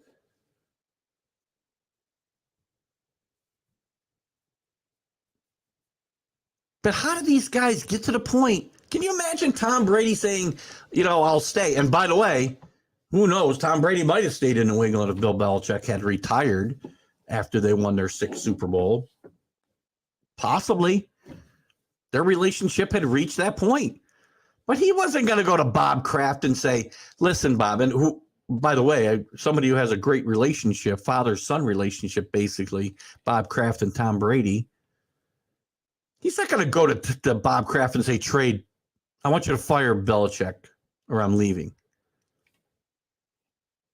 He just said to him, I want this contract to end at this time because I want to consider all my options. That's fine. Classic in sports today, the inmates running the asylum, they want to play, they want to coach, they want a GM. Just go out there and play. I pay you plenty of money, and I'll never argue about the money you're going to get. Never. Well, I'll tell you, I'll never tell you you don't deserve it if you could get it, right? I'll tell you a team is crazy for giving it to you, similar to the Rangers and DeGrom. But sorry to keep bringing that up.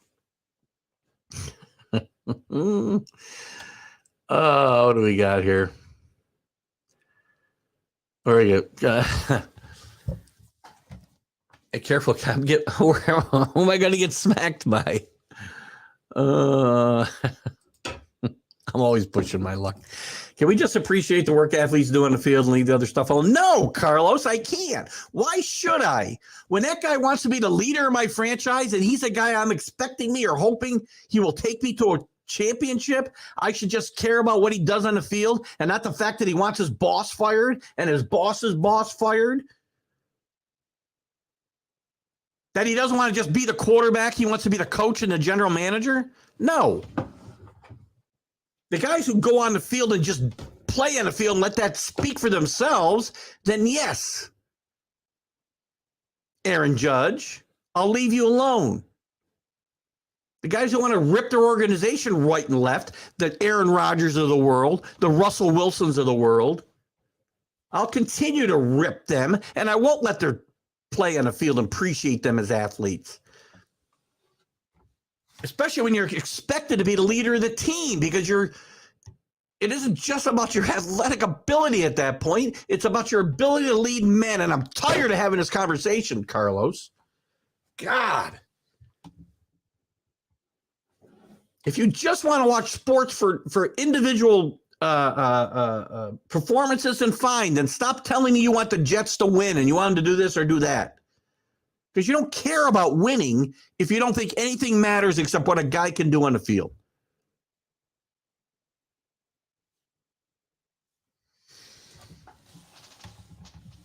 Wilson and Rodgers were seen barking at the moon after mushroom burning.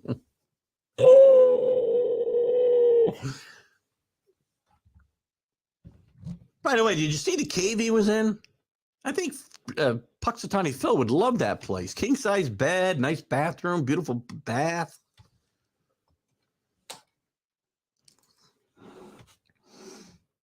CA, how are you, buddy? We're only gonna go a few more minutes. I got to do something with Alan. Excuse me. He also threw his he did. He threw your offensive line under the bus. You're liable to get and he did get his head bashed in a lot that season, by the way. So again, perhaps you're a bigger problem than the head coach, who, by the way, took this team to 2 Super Bowls and made you. And by the way, the GM made you a pick when nobody else was that high on you. You were a 2nd-round draft pick. The coach had confidence in you to take him to a Super Bowl victory and to a 2nd Super Bowl in a row. Yeah, here, Kraft and Brady spent a weekend on the massage parlor.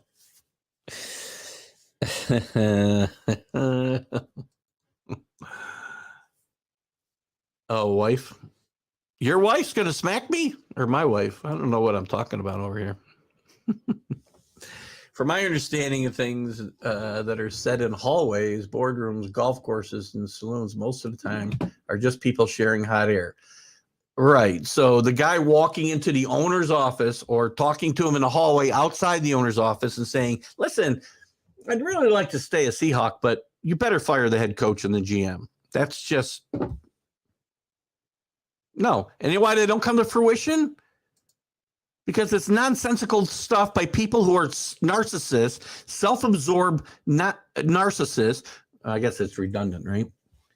Who will never lead teams to championships. Now, Russell Wilson wasn't that guy. Don't tell me you already led him to a Super Bowl.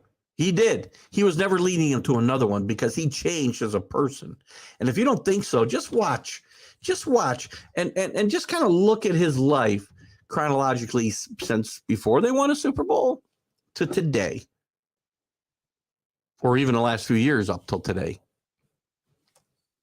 Same with the Puxatani Aaron.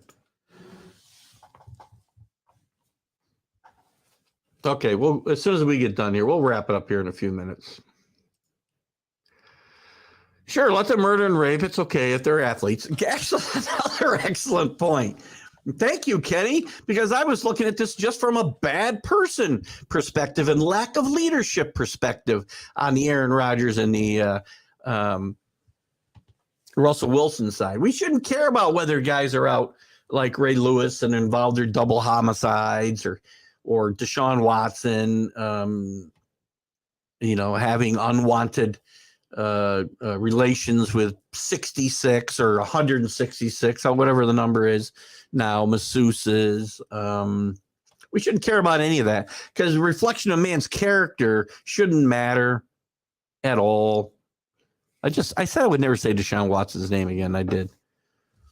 None of that matters. Coffee and too much of it, apparently. What's in yours? Wilson should be in the NBA. These children always get what they want. Excellent point. Well, but we'll give them a look away all the time.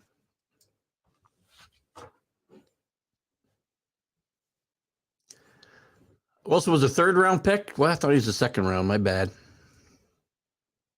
If the Eagles were high on him, they should have grabbed him before then. Listen, I would argue that Pete Carroll and his coaching staff made Russell Wilson what he is or what he was. And if his lack of respect for that, Pete Carroll's winning that fight every single time. I've run into these situations. I had an instance with an employee who thought they were going to win that type of battle with me. And I know the type of power Pete Carroll has in Seattle as a head coach. I would never be worried about that. And if I worked for an employer that I had to worry about that, I would be leaving that employer tomorrow. It's been said LeBron James has had his hand on the mix on various teams. Yeah. And again, stop playing GM. Kevin Durant had his hand playing GM on the Nets. How did that work out? How'd that work out? Players should play. Again, I didn't say this was exclusive to the guys I've talked about. It's rampant in sports. Play. Don't coach. Well, you can coach, as a coach on the floor, but don't try to be the head coach. Don't try to be the GM. And LeBron, by the way, the things he's done haven't always led to great success. That mentally, what do you got here, CA? That mentally comes from fantasy and video games, breeds selfish, illogical views and knowledge of sports, and expands the hypocrisy. Wow, that's a lot. Against positive values intended by sports. Ta-da! Right? That's a mouthful, but I agree. Yeah, well, Wilt did it legally, though. That's the difference here, Kenny. Wilt was. I still have a little trouble with the math with Wilt. 15,000 divided by. I'd be very tired. Athletes are regular men who play. No. Wow. What? Carlos, what is wrong with you? If I was accused of the things that Deshaun Watson was accused of what Ray Lewis was involved in, I wouldn't have a job.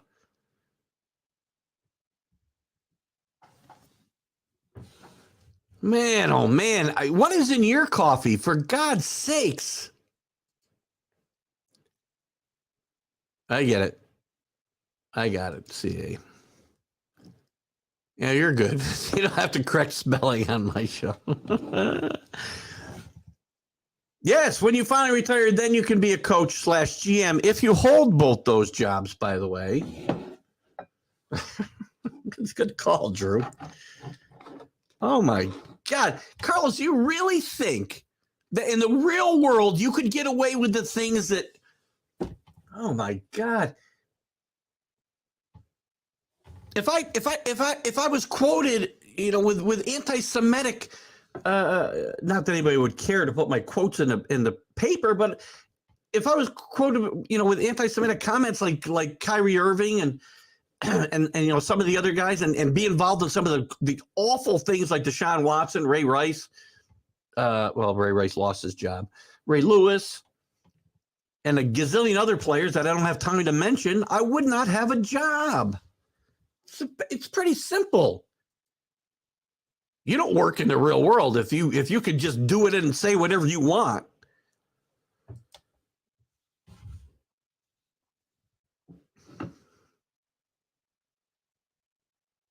No. I guess you don't know how the real world works, Carl, or what's your name? Carlos, right? I guess you know how the world works. I have worked for only a couple of companies, and there are simple things. One, sexual harassment. The company I work for today, the company I worked for before, for a long time, it was made very clear, if you are accused, you'll be fired. Don't put yourself in a position to be accused, because we'll fire you, because they don't want the liability. Don't you understand how the real world works?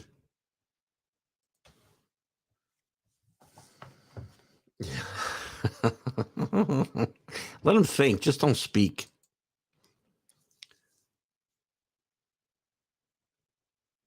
What has this got to do with anything we're talking about? You were talking about comparing athletes to the regular workforce in this country. CEOs are not who we're talking about. Don't start changing the parameters of your argument to make it better fit. And they got paid to go away. That's what they decided to do. I wouldn't. I might. Depends the situation, but basement. Listen, Basement Bob and his lawsuit are history to me. My lawyer took care of that. Most of the retired, but a few of them got work in other places. What? Oh, you're talking about the CEOs. Whatever. Those guys got paid millions, tens of millions of dollars to go away. I'm going to wrap this up here. Sorry to lump you in with everybody else, Alan. Can you ban Carlos? I might put you guys in a penalty box together, Kenny.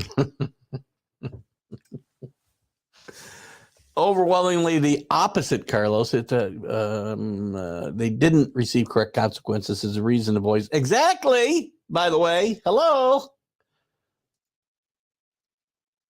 And those CEOs who get golden parachutes to go away, you think they're behaving like wonderful adults and in their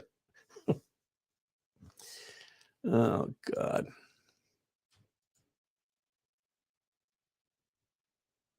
Everybody's correcting their own spelling now. I Basement Bob is far worse than Manny. Oh, all right, guys. Let's wrap it up here. Guys, been a great show. You guys have been wonderful today. I mean, I had stuff to talk about if we needed to, but you guys carried the conversation so well today that I didn't have to worry about it. I had a lot of fun. And you guys have made my morning. Even you, Carlos. Even over that, I ended up laughing. I like to have fun, and my head won't explode. My head will explode watching Major League Baseball. I told my wife just do Major League Baseball when that happens. So, a lot of fun today. You guys have been awesome. We will see how WBC and spring training go. There'll be some more news soon. There should be. There'll be lots of Major League Baseball news here in the coming weeks. We still got some free agents out there. I don't think they were 45. I would as well. See you, Kenny. See you, Drew. Have a great weekend, guys. The rest of your weekend, Keith Engel, TGI Sports Talk. We'll see you Wednesday night. College sports.